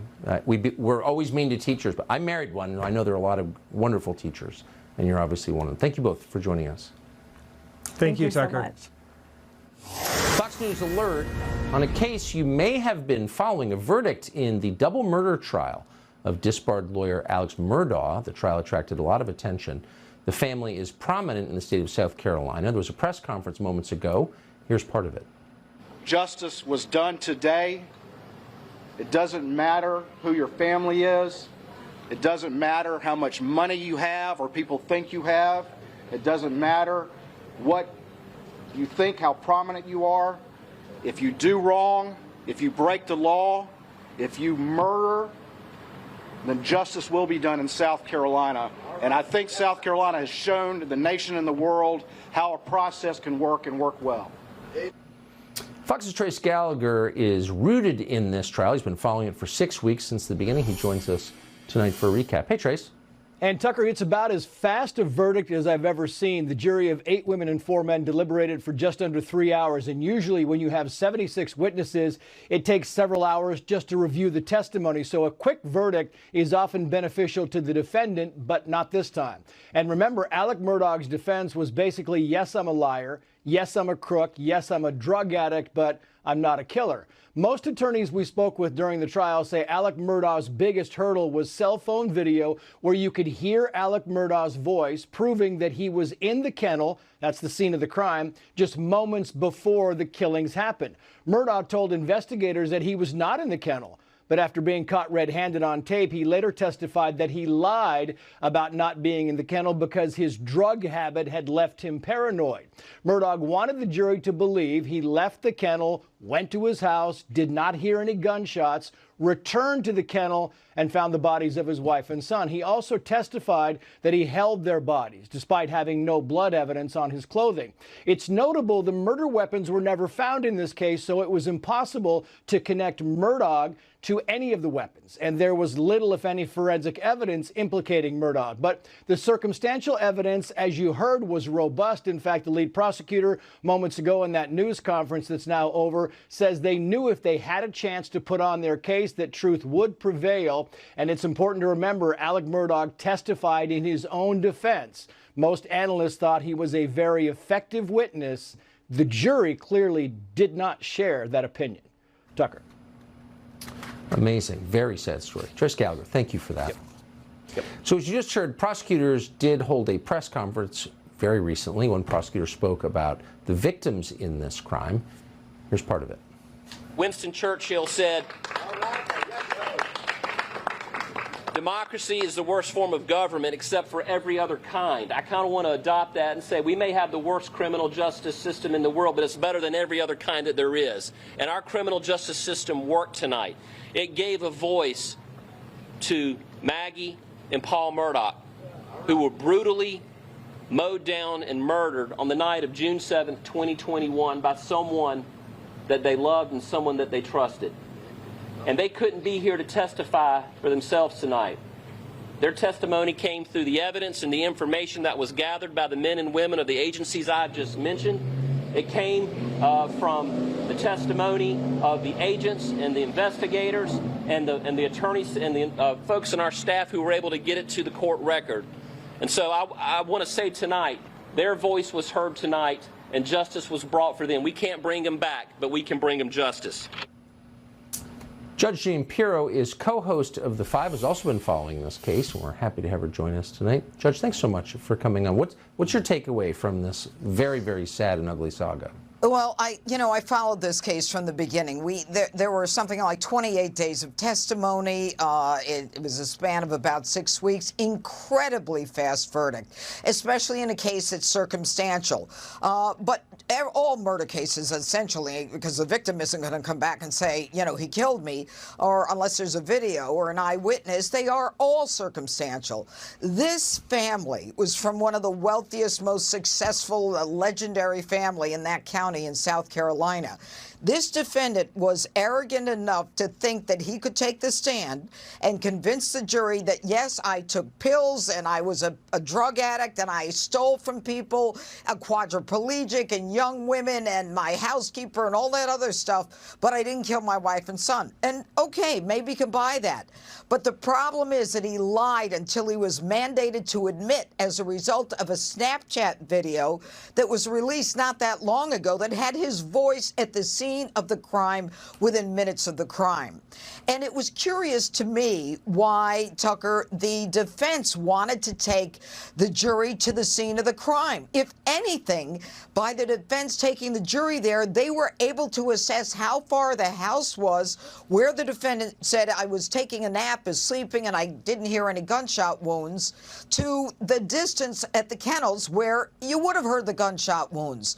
So that was kind of bizarre, but I think his taking the stand was bizarre. Everyone agreed he was a good witness, but he was too slick, because in the end, the jury bought none of this. The judge did not even offer the jury dinner.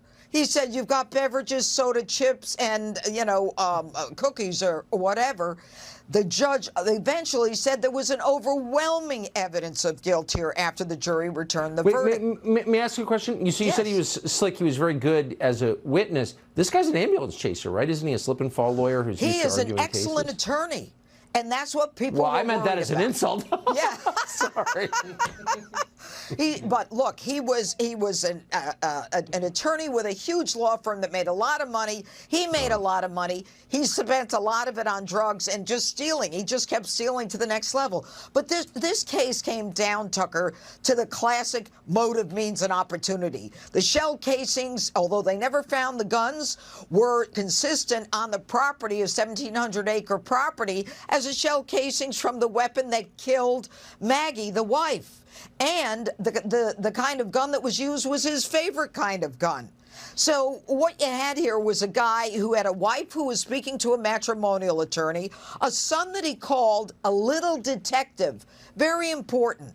He said, we have to talk to you about the pills. They were coming on to him strong that he was using opioids. And then we hear that at the scene of the crime, the dogs are not barking. So at the time, within minutes of the crime, there's nobody who's coming around who's a stranger cropping up on them and shooting the wife and son. This is a classic domestic violence case. Wait, but can I ask, is this, you've been in the law a long time, is this common behavior for personal injury attorneys? Would you, I mean, not to generalize, but would you say? Oh, well, I don't know any personal injury attorneys who killed somebody, but you know what I do know is that they're theatrical. To them, the courtroom is theater. And this guy thought he controlled the theater. And my understanding is that Harpootlian, the very well respected and regarded defense attorney, didn't want him to take the stand. But the defendant makes the ultimate decision himself. The saddest part of this is that this is your classic domestic violence case. Husband kills his wife and his son, thinks that everybody is going to buy this, you know, oh, poor me, poor me. And in the end, they saw him for what he was, a drug-addicted, thieving, conniving, lying, now a double murderer. Amazing. What a sad story. I appreciate your analysis of it. Thank you. Judge Janine Pirro, the best. Thank you. Remember the shop teacher who brought the whole shop class into a sexual fetish with the cartoonishly large fake breasts? Well, we have an update on that case with our friend Chadwick Moore next. Now putting the face of a man posing as a woman on chocolate bar wrappers. This dude is called Faye Johnstone, called himself a proud slut, and said his female critics should be vilified so they, quote, don't dare to speak their views publicly. Okay. Here's Faye Johnstone, not a fascist or anything, who, by the way, runs a, quote, LBGTQ consulting firm that makes a ton of dough from Canada's government. Watch. I mean, like, what? Women, don't worry, we're not replacing you. Don't worry, everything's cool. Chadwick Moore is with The Spectator. He joins us tonight. Chadwick, I have so many questions for you, but one of them, like, where do we make up all these jobs? The economy's degrading, and this dude has found a job dressing like a woman, wearing a nose ring, and then he's gotten hired by Hershey's? Like, is there a major for that in college? Like, where do these jobs come from? Well, first of all, happy International Women's Awareness Month, or whatever it is right now. We all like a little nuts in our chocolate. I don't see what the big deal is. I love nuts in my chocolate, so I think it's perfectly fine. I think it's a real tragic start to Women's History Awareness Month that this shop teacher, who I think we all agree is delicate and as lovely and temperate as a summer's day, really, is under investigation for maybe not being really trans. When did we start questioning people's identity like this? She also, I'm not sure if you're aware of this, but aside from being transgender, she's also disabled. She suffers from gigantomastia, which is an unusual swelling of the breast tissue. In her case, it's prosthetic breasts, which have apparently become sentient and swelling on their own. So, this is just how it is now. If you say you're a woman, that's how it is, and women seem to be okay with it because very few are speaking up and being loud about being erased in this way and taken over by men in dresses. And talk about mansplaining, though. I mean, isn't this the ultimate mansplaining? I'm a woman now. You shut up, ladies. And they're like, okay, I'll shut up. If some dude just like a woman tells me what it's really like to be a woman, I guess I can't say anything. Like, what? Yeah, well, I mean, you don't want to get knocked down and bruised by those prosthetic breasts. I wouldn't challenge that guy either. You know what? That's a very good point. Chadwick Moore, common sense intrudes. Thank you so much for coming on tonight. Thank you. My pleasure. Well, here's a really cool story because the natural world is obviously the best and most beautiful and interesting place. A fishing boat just got caught in a massive shark feeding frenzy off the coast of Louisiana. The fishermen were on the search for yellowfin tuna and wahoo when dozens of sharks all of a sudden came around their boat feeding on a bait ball. And it's just an unbelievable series of pictures. Watch this. Mark Hardesty is the captain of the boat, Money Shot. He's one of the people who was there that day. He joins us now. Mark, I don't know how long you've been on the water, but have you ever seen anything like that in your life? Well, not to this degree where they just came up under the boat like they did.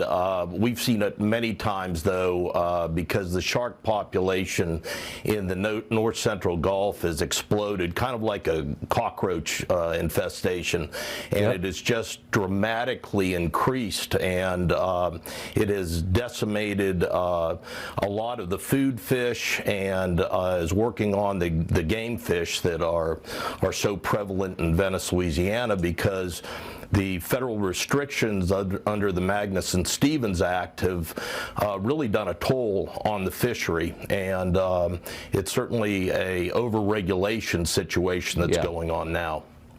Washington is not good at managing the natural world, I've noticed.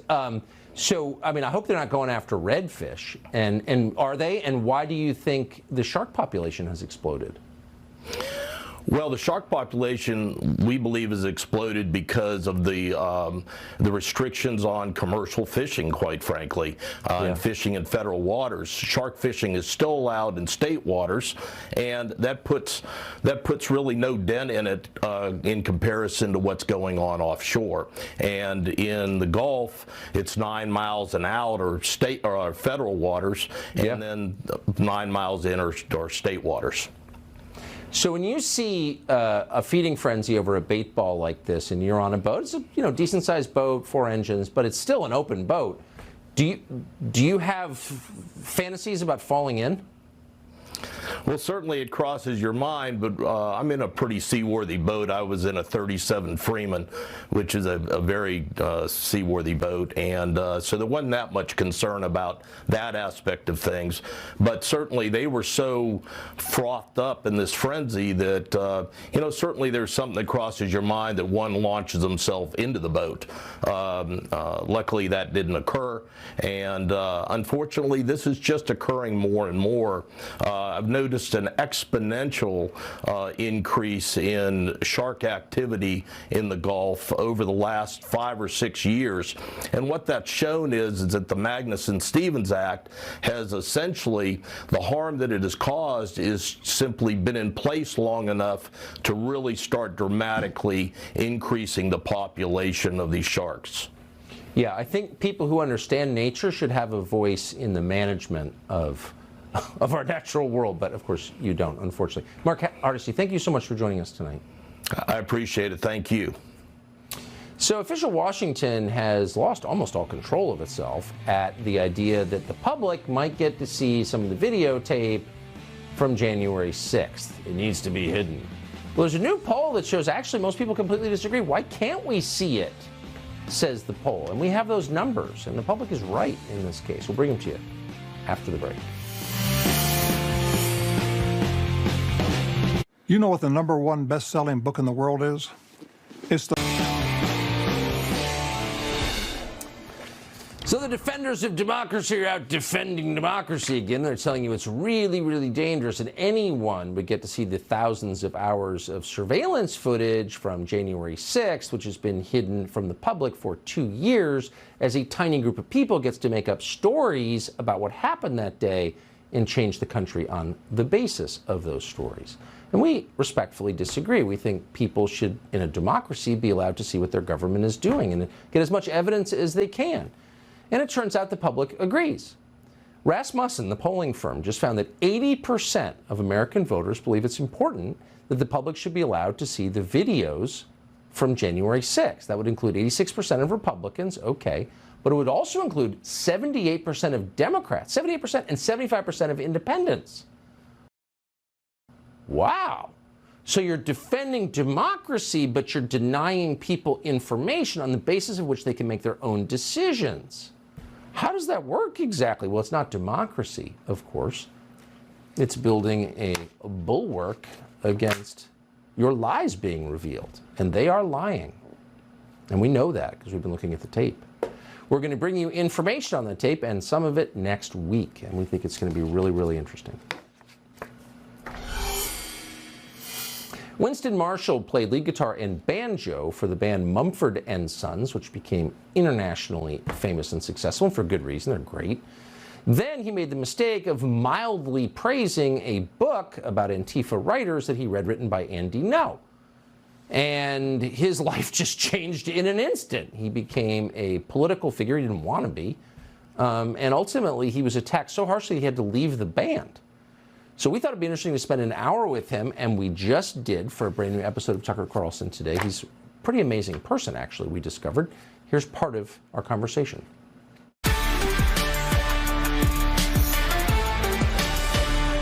The music industry and the creative industries more broadly was, there was the black squares on social media, and if you remember, there were a lot of actors and actresses fronting money to bail out the various rioters, and there was a big social media campaign to raise money here, and they were bailing out those who were arrested in the 2020 riots.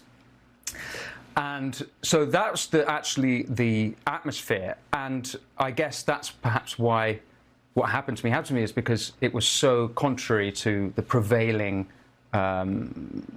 politics, I guess, of the creative industries. So I had very few followers, by the way. I think about 3,000 followers on Twitter. Somehow, this book, and it honestly feels like an act of God, which I know that sounds a bit crazy, but it doesn't. For the record, it doesn't sound crazy at all. My life sort of started to crumble. Initially, I was like, "So what? It'll pass." But that's when you get the sort of phone calls from loved ones and friends and people you work with just panicking, and this dog pile actually became almost real life dog pile of just everyone in my life around me. And what was their complaint? Well, I guess the people I were working with, they were getting attacked by these Antifa, maybe not quite as much as me, but they were, they were getting harassed by these people as well. And they're very effective online. Like, for example, there was a whole night where they were changing my Wikipedia page from Winston Marshall is a banjo player to Winston Marshall is a fascist. And it was just, I had another friend trying to change it back, and they're just all night like at it, and they just swarm you like hornets and everything they do to try and destroy you. If you wind up with a society that cannot tolerate a man like Winston Marshall, who is rational, reasonable, decent, that's a problem. That's on you, not on Winston Marshall. That whole conversation's on Fox Nation right now. Well worth it. So evidence emerges that a prominent House Democrat has direct ties to Chinese intelligence. But if you notice it, guess what you are? You're a racist! Great story. After the break. Judy Chu is a member of Congress from the state of California. Not super famous. We didn't know much about her. But then we saw a Daily Caller piece that had multiple photographs showing Judy Chu, member of Congress, accepting honorary appointments at two groups linked directly to Chinese intelligence. That's a huge problem. So this weekend, Congressman Lance Gooden of Texas suggested that maybe Judy Chu shouldn't have a security clearance. Maybe she should explain what she was doing with Chinese intelligence. That's not crazy. But of course, it caused a complete meltdown in the media. You're a racist! All right. Ying Ma is the author of the book Chinese Girl in the Ghetto, which is excellent, by the way. She joins us tonight to assess all of this. Ying Ma, thank you so much for coming on. So I don't really know what this has to do with race, but I can't help notice that when the pandemic first started, the Chinese government accused anybody who thought maybe it came from the Wuhan lab of racism. So I'm seeing kind of a playbook here. Oh, yes, definitely. Now, I should say that no one should have her loyalty to America questioned based on race, but nobody should be able to cry racism in order to circumvent legitimate scrutiny of very troubling ties to communist China, especially to the Chinese Communist Party's front organizations here in the U.S. Now, Judy Chu has a habit of crying racism, not only regarding her own affiliations with these very disturbing groups, but also to thwart legitimate inquiry from Congress, as well as efforts to counter the Chinese threat. She in fact successfully stopped a Democratic colleague from joining a Republican effort to condemn China's role in spreading COVID in the early days of the pandemic. And she also opposed the recent creation of that very bipartisan Select Committee on China for the purpose of countering the Chinese threat from the Communist Party in China. So this kind of politics is poisonous. My organization, the American Ideals PAC, we were formed precisely to counter this type of politics. If you guys agree with that, find us, support us at AmericanIdealsPAC.com, AmericanIdealsPAC.com. The point of it all is that when people do this kind of race baiting, they're not even telling the truth. Judy Chu claims that whenever you criticize China this way, you're fanning anti-Asian violence and anti-Asian sentiments. But she is the last person who will tell you that many of these very gruesome physical attacks we've seen against Asians in this country are perpetrated by non-whites, not by white supremacists. These are people who are reluctant to say that. All they want to say is that Trump is at fault and Republicans are at fault. She's a shill for China, obviously, and she's hiding it. Yingma, great to see you tonight. Thank you. Welcome to Tucker Carlson tonight. One thing we have learned after many years in the news business is that every once in a while you've got to eat some crow and admit that despite your best intentions, you were completely wrong about something. Tonight is one of those times. For nearly 4 years now, we've been under the impression, an impression we regularly communicated to you, our viewers, that actor Jussie Smollett was the greatest BS artist since Bill Clinton, that he was a transparent race hoaxer who fooled the dummies in the national media but could not fool us. That's what we thought. We thought Jussie Smollett was a liar. You remember his story. It did seem unlikely. Late one night in sub-zero temperatures in a snowstorm, Jussie Smollett decided to venture out for a sandwich in downtown Chicago when he was, as people are, accosted by two physically enormous Trump supporters from Africa who somehow recognized him despite his ski hat from his part in a little-known musical drama series called Empire, because campy musical dramas are apparently huge with musclehead Trump voters from Nigeria. So they knew him instantly, right away. These two crazed African right-wing maniacs also correctly guessed that Jussie Smollett had voted for Hillary Clinton, and they hated that. And so, as Trump voters so often do, they began pummeling him about the face and screaming, "This is MAGA country!" Because that's one of the things people typically say about downtown Chicago. It's MAGA country. Then, because they were still angry, they're always angry, these Nigerian racists poured bleach on Jussie Smollett, threw a noose around his neck, and then ran off into the night howling with demented glee. Here's how Jussie Smollett described it. And I see the attacker masked, and he said, "This MAGA country," punches me right in the face. I was just jumped. And then I look down and I see that there's a rope around my neck. Yeah. We're going to be honest with you. We had some questions about that story. It just didn't sound right to us. Something was off. Crazed Nigerian Trump voters assaulting liberals in downtown Chicago? How common is this? Chicago has 50 aldermen, and not a single one of them is a Republican. Chicago has not had a Republican mayor in 80 years. Donald Trump got 12% of the vote in Chicago. It didn't really seem like MAGA country. But boy, were we wrong. Not only is Chicago a right-wing Donald Trump stronghold, last night the QAnon army came for Lori Lightfoot. Lightfoot, of course, is the mayor of Chicago and a consummate neoliberal. She's the one who prevented Chicago cops from chasing criminals on foot because chasing criminals is racist. She's the mayor who plunged Chicago even further into debt for a good cause to pay for the Department of Climate and Environmental Equity. And in fact, Lightfoot's commitment to equity was so profound that she banned white reporters from talking to her. She took down not one, but 2 statues of Christopher Columbus, who was a racist. So you would think if anybody would be safe in Chicago, which is roughly 100% Democratic Party voters, it would be Lori Lightfoot. Oh, but no. According to Lori Lightfoot, the extreme MAGA Republicans, the ones who tried to bleach Jussie Smollett, activated their sleeper cells around the city, and they showed up at the polls en masse, which means lots of them at once. And the effect was to make Lori Lightfoot the first Chicago mayor in 40 years to lose re-election. As Lightfoot put it last night at her non-victory party, these MAGA Republicans hated her not because of what she did, but because of who she is. Asked directly whether her defeat in the Democratic primary had been unfair, Lightfoot answered this way, quote, "I'm a black woman in America." Of course. Now, one of the many tragedies here, and there are so many layers of tragedy, is that Lori Lightfoot, insightful as she's always been, saw this racist insurgency coming for years. Here she was in 2021. Mayor, in recent months, there have been questions raised about your temperament and your reaction to criticism. Tribune editorial used the term irascible.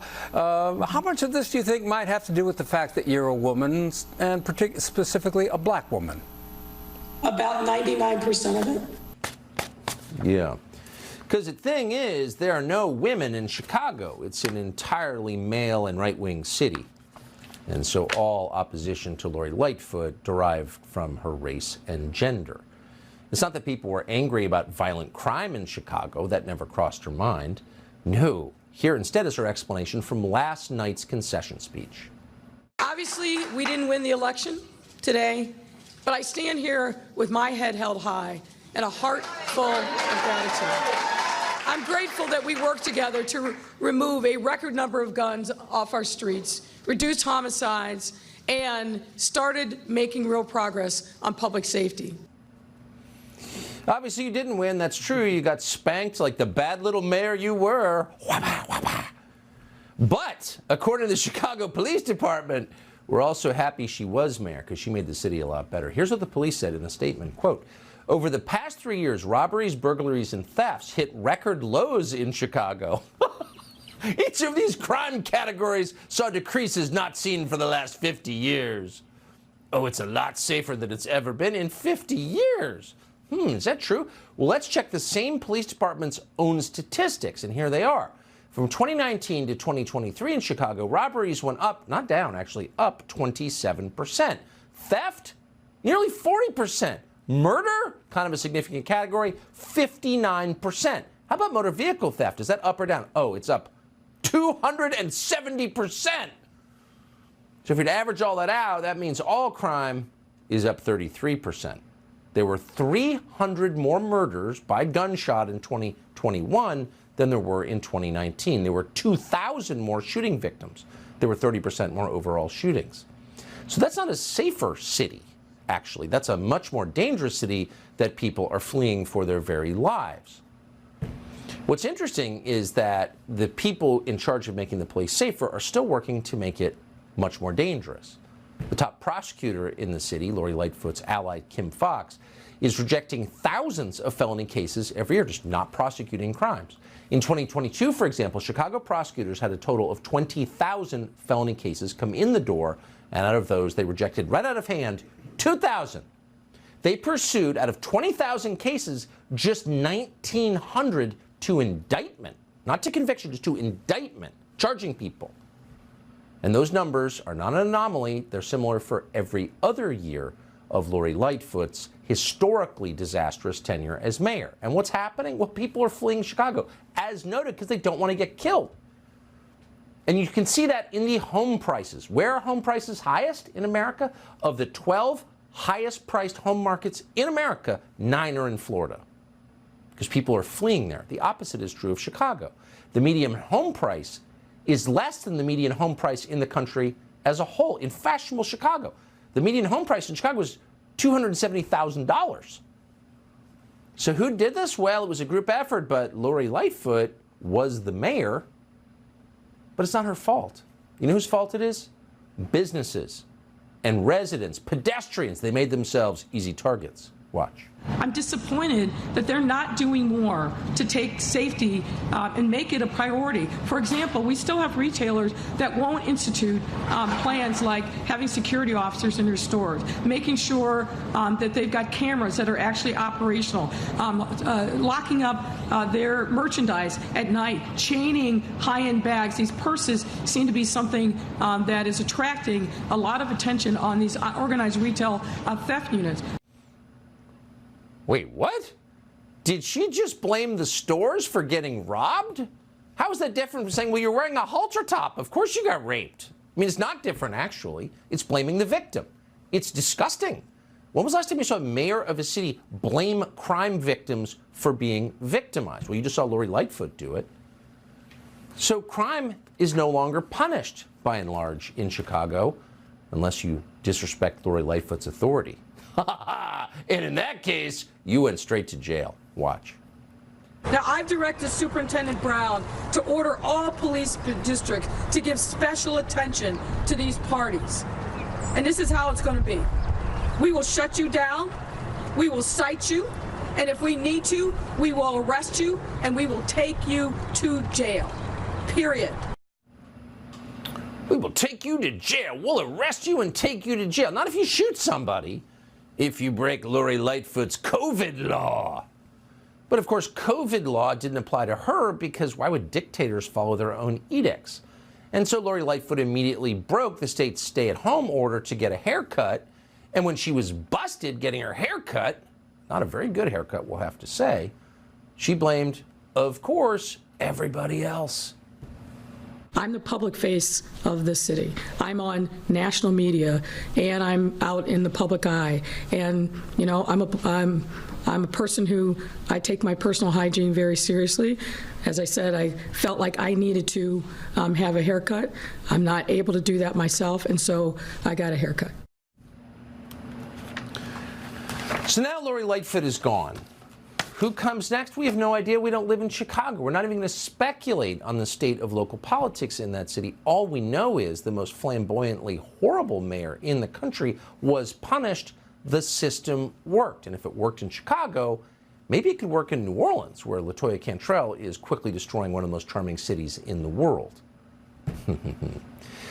But part of us, if we're being honest, will miss Lori Lightfoot. Despite all the human suffering she caused, there's part of us that kind of enjoyed it. By embodying every one of her party's excesses over the past 4 years, Lori Lightfoot inadvertently helped to expose them. Here you had a complete buffoon, someone who ran around bragging about having a large penis. We're just telling you what she said. Somehow running one of the greatest cities in the world.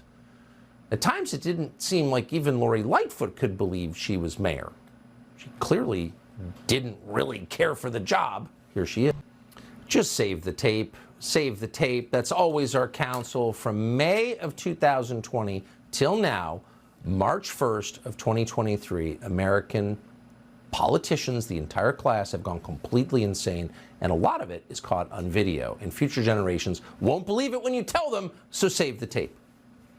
But tonight we're going to celebrate. A lot of people have spent a lot of time over the years trying to get rid of this mayor, and we would say at the top of that list is Chicago Alderman, our friend Raymond Lopez, who joins us tonight for an after-action report. Congratulations, Alderman Lopez, on what happened last night. I have no idea what's going to happen next, but it's worth pausing for a moment to say democracy worked, is it not?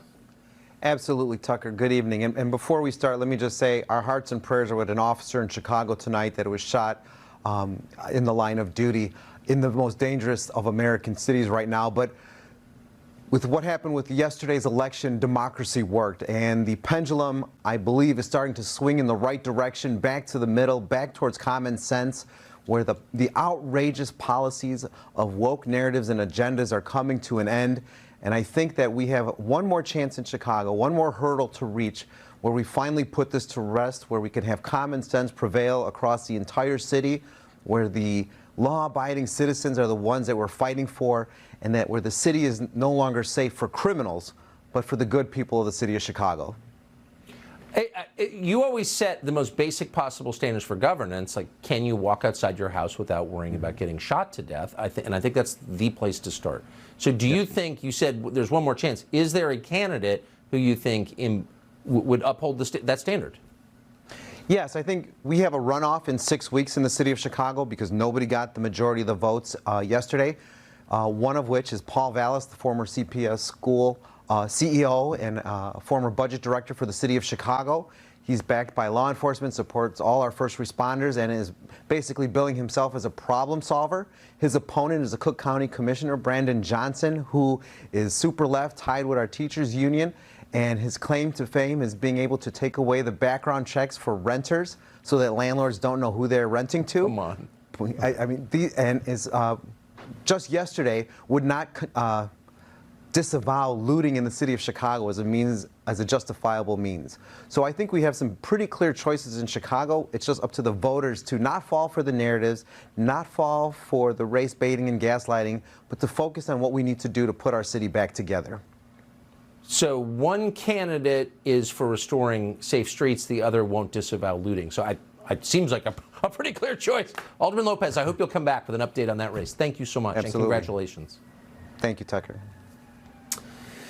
In August of 2020, Kyle Rittenhouse shot 3 men in self-defense. There's no dispute that it was in self-defense. It's all on video, and a jury reached that same conclusion. So that's a fact. He shot them in self-defense. But self-defense itself is no longer a defense. It's becoming illegal in this country. One of the men who tried to murder Kyle Rittenhouse with a gun in his hand, which is on video, is now suing Kyle Rittenhouse.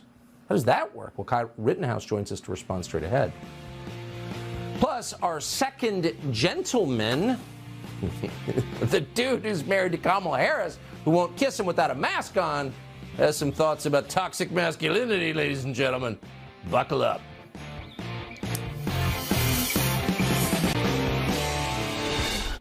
You may be wondering, what does Carmela's husband Doug do all day? He's second gentleman. Well, Doug has just announced a major initiative to fight America's greatest problem, toxic masculinity. Can we just talk about masculinity for a moment? Has being second gentleman changed your own view of perceived gender roles or what it means to be a man? This is something I've thought about a lot and something I've spoken about a lot. There's too much of toxicity, it's masculine toxicity out there, and we've kind of confused what it means to be a man, what it means to be masculine, where you've got this trope out there that you've got to be tough and, angry and lash out to be strong. It's just the opposite. And I'm going to continue to use this platform every time I get to speak out against this toxic masculinity that's out there. Carmela's husband, Doug, talks to the church lady on MSNBC. Let's just pause and let that video sink in. That's the greatest piece of tape we've ever played anywhere. And we don't mean to doubt Doug Emhoff's sincerity. If anyone is doing his part, more than his part, to fight the scourge of masculinity in this country, it's our second gentleman. At the height of the BLM riots back in August of 2020, Kyle Rittenhouse went to Kenosha, Wisconsin, where his father lived. And that night, because he was asked to, he helped protect local businesses from the mob of people looting, destroying, and burning. As he was doing that, a mentally ill child molester called Joseph Rosenbaum tried to kill Rittenhouse. Rittenhouse defended himself and shot Rosenbaum, and then several men began chasing Rittenhouse down the street. One of them was called Gage Grosskreutz. When Rittenhouse went to the ground, Grosskreutz pointed a gun at him. In response, Rittenhouse shot him in the arm. That was obviously self-defense. It was on camera, and Grosskreutz admitted that at trial. Watch. Does this look like right now your arm is being shot? That looks like my bicep being vaporized, yes. Okay. And it's being vaporized because you're pointing your gun directly at him. Yes? Yes. Okay, so when you were standing 3 to 5 feet from him with your arms up in the air, he never fired, right? Correct. It wasn't until you pointed your gun at him, advanced on him, with your gun, now your hands down, pointed at him, that he fired, right? Correct. So, yes, I pointed a loaded gun in his face because I wanted to kill him, and he shot me in the arm, disabling me and prevented me from killing him. Well, yeah, that's the appropriate use of force in the cause of self-defense. But because self-defense is no longer allowed in the United States, the man who tried to kill Kyle Rittenhouse is now suing Kyle Rittenhouse for preventing him from killing Kyle Rittenhouse. Kyle Rittenhouse joins us now. Kyle, thanks so much for coming on. It's almost unbelievable that a man who tried to kill you and was prevented from killing you by your act of self-defense is now suing you because he wasn't able to kill you. How does that work? Thank you for having me, Tucker. And honestly, I have no idea. It's ridiculous, this lawsuit. It's very frustrating and it's upsetting. This is honestly, to me, an attack on our Second Amendment rights and our rights to self-defense. And it's saying if you use your God-given right to self-defense, they're going to come after you. If you win in court, you're acquitted, rightfully so. They're going to take you to civil court, and they're going to take you for everything you're worth. They're going to drive you into bankruptcy and drown you in a mountain of legal bills. So that's what's actually happening. We're watching this happen all over the country. Civil suits used to shut down free speech, to end the Second Amendment, to void the Bill of Rights, and to destroy people who stand up against the mob, like you. Who's funding this suit? Do you have any idea?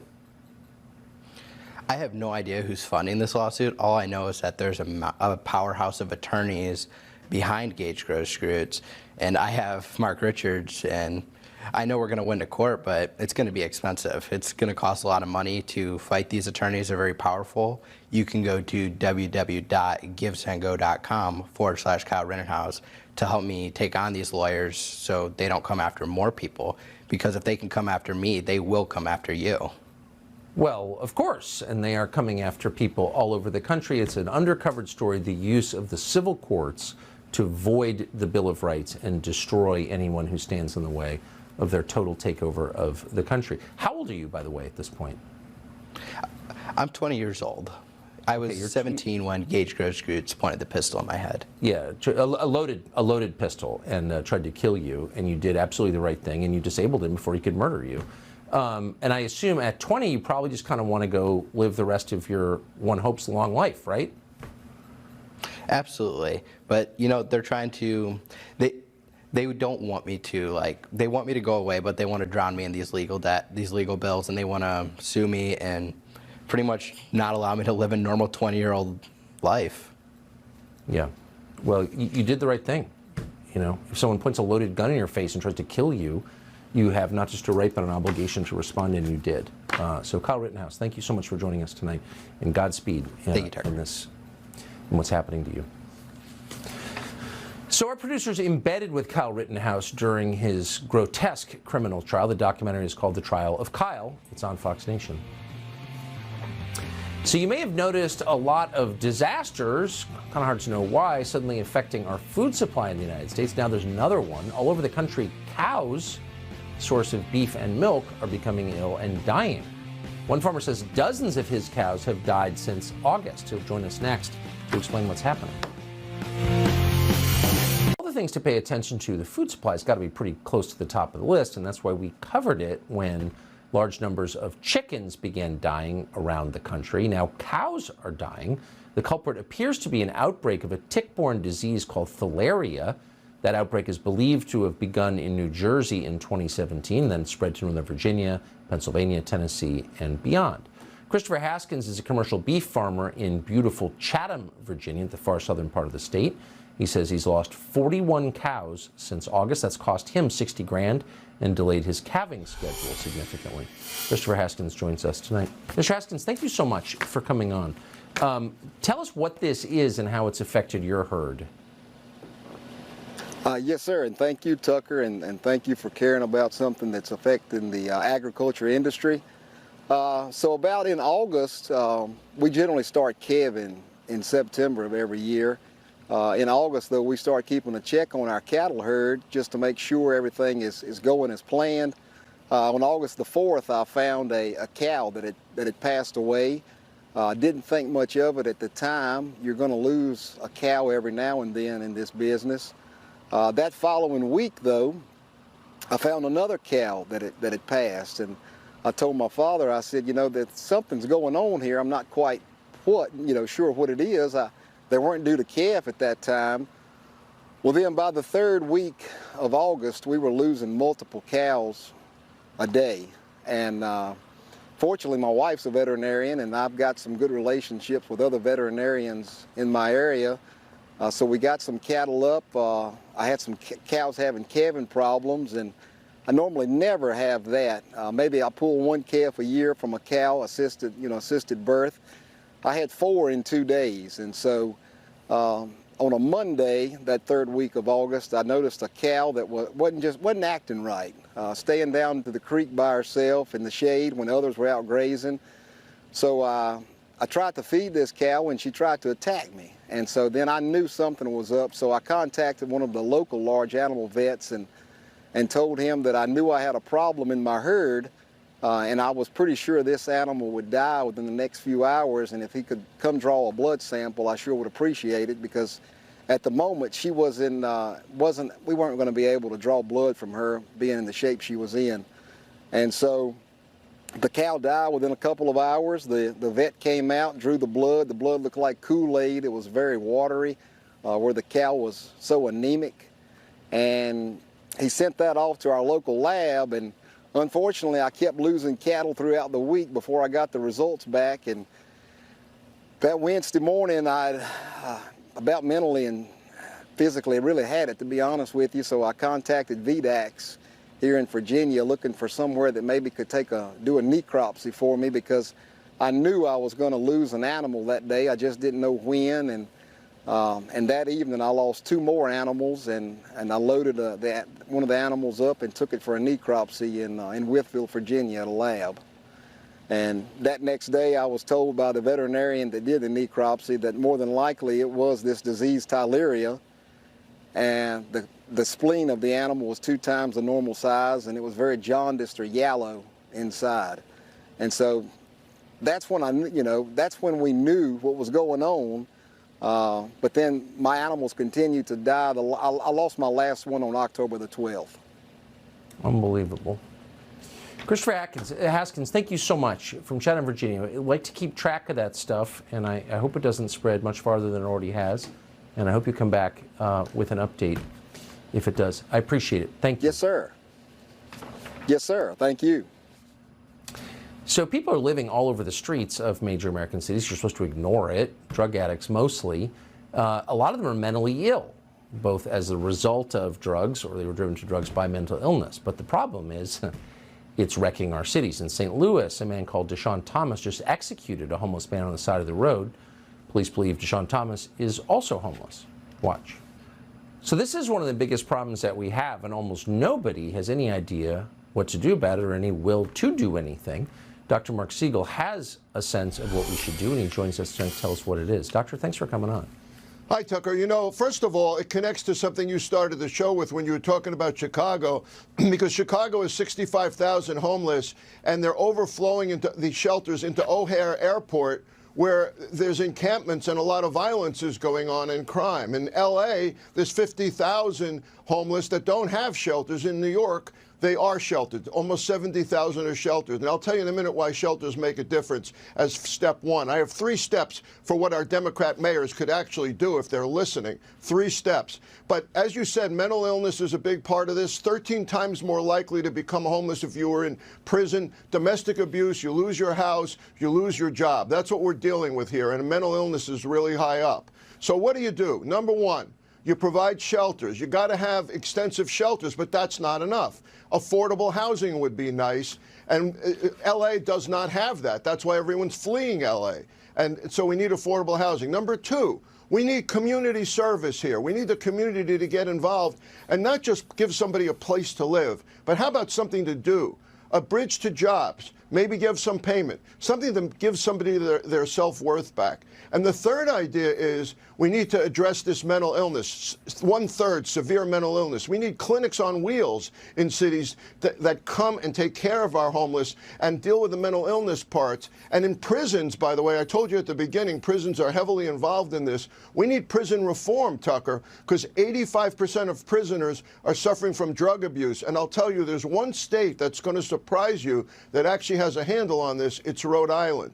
They do a lot of reform in Rhode Island. So the homelessness problem, if our Democrat mayors are listening, get them housing, get them medical care, and give them something to do, Tucker.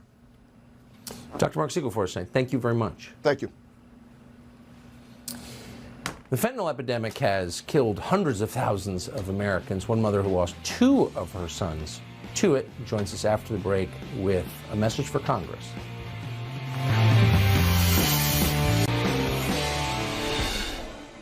Rebecca Kiesling lost both of her sons, if you can imagine that, to fentanyl. Her 18-year-old son, Kyler, and her 20-year-old son, Caleb, both were poisoned in 2020 when they took what they thought were Percocet pills, but they weren't. or fentanyl. Yesterday, Rebecca Kiesling testified in the House of Representatives. She pointed out that our government isn't doing anything to protect America's young people from this.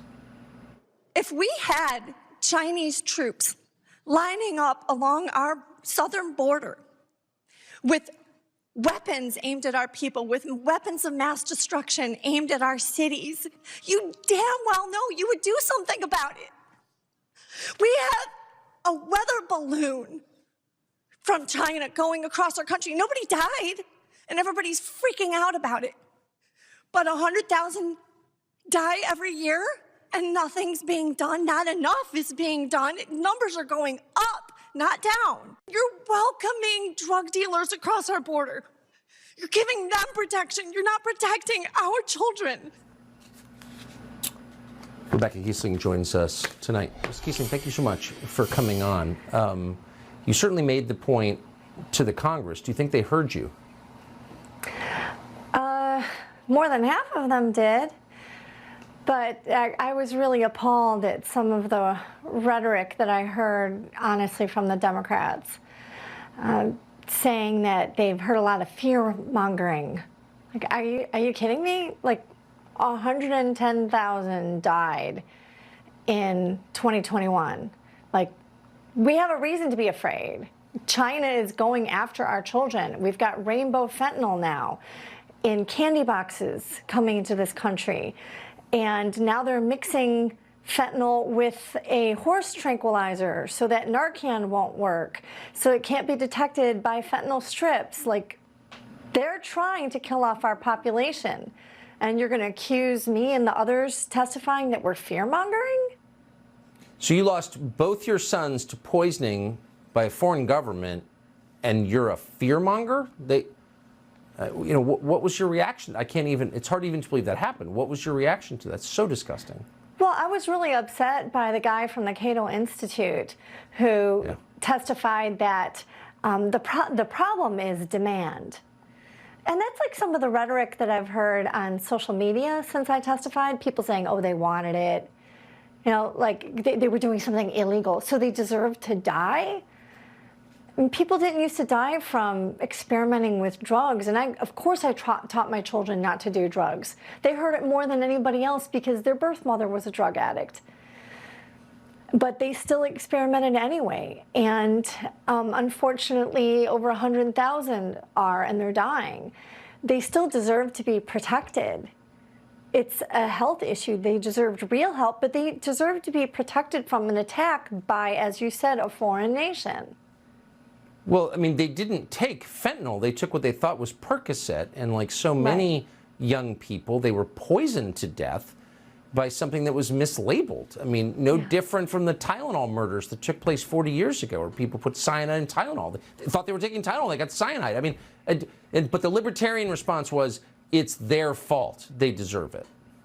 Right. That's what I'm seeing on social media. There's some people that are extremely callous. I mean, how cold-hearted can you be to speak to me like that, to say such horrible things that they deserve to die and that I was a horrible mother and somebody should have called CPS. I mean, they know nothing about what happened and how much I tried and how I sought help for them through the school, through the police. I mean, they have no idea what I went through to fight for them. Yeah, well, we've interviewed a lot, I know personally, a number of parents in your position, and to blame you for it or your children who died from poisoning is really, well, you'd really have to be the Cato Institute to do that. So I'm sorry you had to hear it. Rebecca Kiesling, thank you very much. Thank you for giving me this opportunity. Thank you. So Buckhead is a neighborhood at the north part of Atlanta. It's a very pretty place. Atlanta itself is very, very dangerous. It's mismanaged. It's a famously corrupt city. The thing is that Buckhead pays for like the whole city. So the people of Buckhead have decided, well, wait a minute, why are we paying for a city that is this mismanaged and this dangerous and that hates us? And so some in Buckhead have decided to split and become their own town. That's called democracy, where you govern your own town. And it has achieved a major victory. 2 bills in the legislature in Georgia would allow Buckhead to secede and become self-governing. They just passed a Georgia Senate committee. A floor vote is imminent. Bill White is the volunteer CEO of the Buckhead City Committee. He joins us now. Bill, I think for the third time, thank you so much for what you've done on this. It's important not just for Buckhead, but for the whole country to see that democracy can exist in the United States. You get to govern your own town if you want. How close are you to pulling this off, do you think? Well, thank you so much, Tucker, for having us on. And we are on the eve of a historic vote in the Georgia State Senate. We have had a great champion in our Lieutenant Governor, Burt Jones. We thank him, Tucker, and we are confident that he will bring us the votes that we need to prevail in the Senate. The Lieutenant Governor assures us that he will do everything in his power to help us get this two bills out of his chamber. After Georgia's last Lieutenant Governor, Jeff Duncan, it's a breath of fresh air that we have a leader of the state Senate who doesn't bow to the city of Atlanta. We've been working on this legislation, as you know, Tucker, for over 2 years. And Lieutenant Governor Burt Jones has been invaluable in helping keep this momentum on the rails. Tomorrow is our big test of his leadership, and I think he will pass that test with flying colors. We're counting on our Lieutenant Governor Burt Jones and the Georgia State Senate, led by our great Republicans, to hold the city of Atlanta accountable once and for all. I mean, this really is a test of democracy. You're being attacked as some sort of hate figure because you want self-government. Since when did democracy become so unfashionable? I thought everyone was in favor of democracy. What happened? Yeah, all we're asking for is the right to vote. You know, on the May 24th primary last year, 960,000 Georgia voters voted yes in all 159 counties on the Buckhead City ballot question. So those people elect our Georgia state representatives, and they've sent a clear message. Even in Fulton County, we got 80% of the Republican votes in Fulton County to just let us vote. And, you know, they have never not let a cityhood movement that came before them not be permitted to have the right to vote. Actually, I call on Andre Dickens, the mayor of Atlanta, to just come out here and say, let us all vote. What's the problem with voting? May the best campaign win. Because they hate democracy. They also hate you, but they want you to pay for everything as they mismanage Buckhead into chaos, right? So if you win this, I think it will be a sign for towns across the country. You don't have to be managed into the ground by criminals who hate you. You can run your own affairs. It's democracy. So good, best of luck. Bill White, thank you for joining us tonight. Thank you so much, Tucker. God bless you. Thank you. Well, when a community is about to secede from a city, you have to ask, what do we do to fix this country? Obviously, we're on the wrong path. One man has thought a lot about that question. He joins us next. And we do a ton of depressing segments, except for the Lori Lightfoot segment, which was heartening and family-friendly. But generally, a lot of segments about everything's so bad in the country. The question is, how can you make it better? What's the good news? What's the future that is bright? Well, our friend Chris Buskirk has thought a lot about this, and he has written a brand new book on that question. He's the publisher of American Greatness. His book is called America and the Art of the Possible. We talked to him for an hour for a brand new episode of Tucker Carlson Today. Here's part of it. An easy way that you can judge whether you're being successful or not at a big picture level, because you can measure all of those other metrics one at a time, you know, family formation or wealth or security or whatever, is when you look at a civilization, or in our case a nation, is the country capable of collective action? In other words, can it do really big projects together and achieve them? And as I sort of thought through that, I realized that before you can achieve the big project, you have to have you have to agree that big projects are okay, that they're a good idea, and then you have to agree on what that big project would be, right? And we had that sort of consensus in our country for a long time. Like our people, I think, over ideologize this a lot and say, like, our project, the American project, was like form of government, or it was, maximizing liberty or maximizing justice. Those things, in part, are true. I actually think the big American project from 1607, Jamestown, until maybe 1945, maybe before that even, maybe you could make the argument that it was until like 1916, it was conquering the frontier. It was literally just building the country and going from a place where you had these like 13 colonies sort of clinging to this little fringe of Atlantic coast, and it's like, how do we get to the Pacific? And how do we take these, like, this, you know, these strip of colonies with a couple million people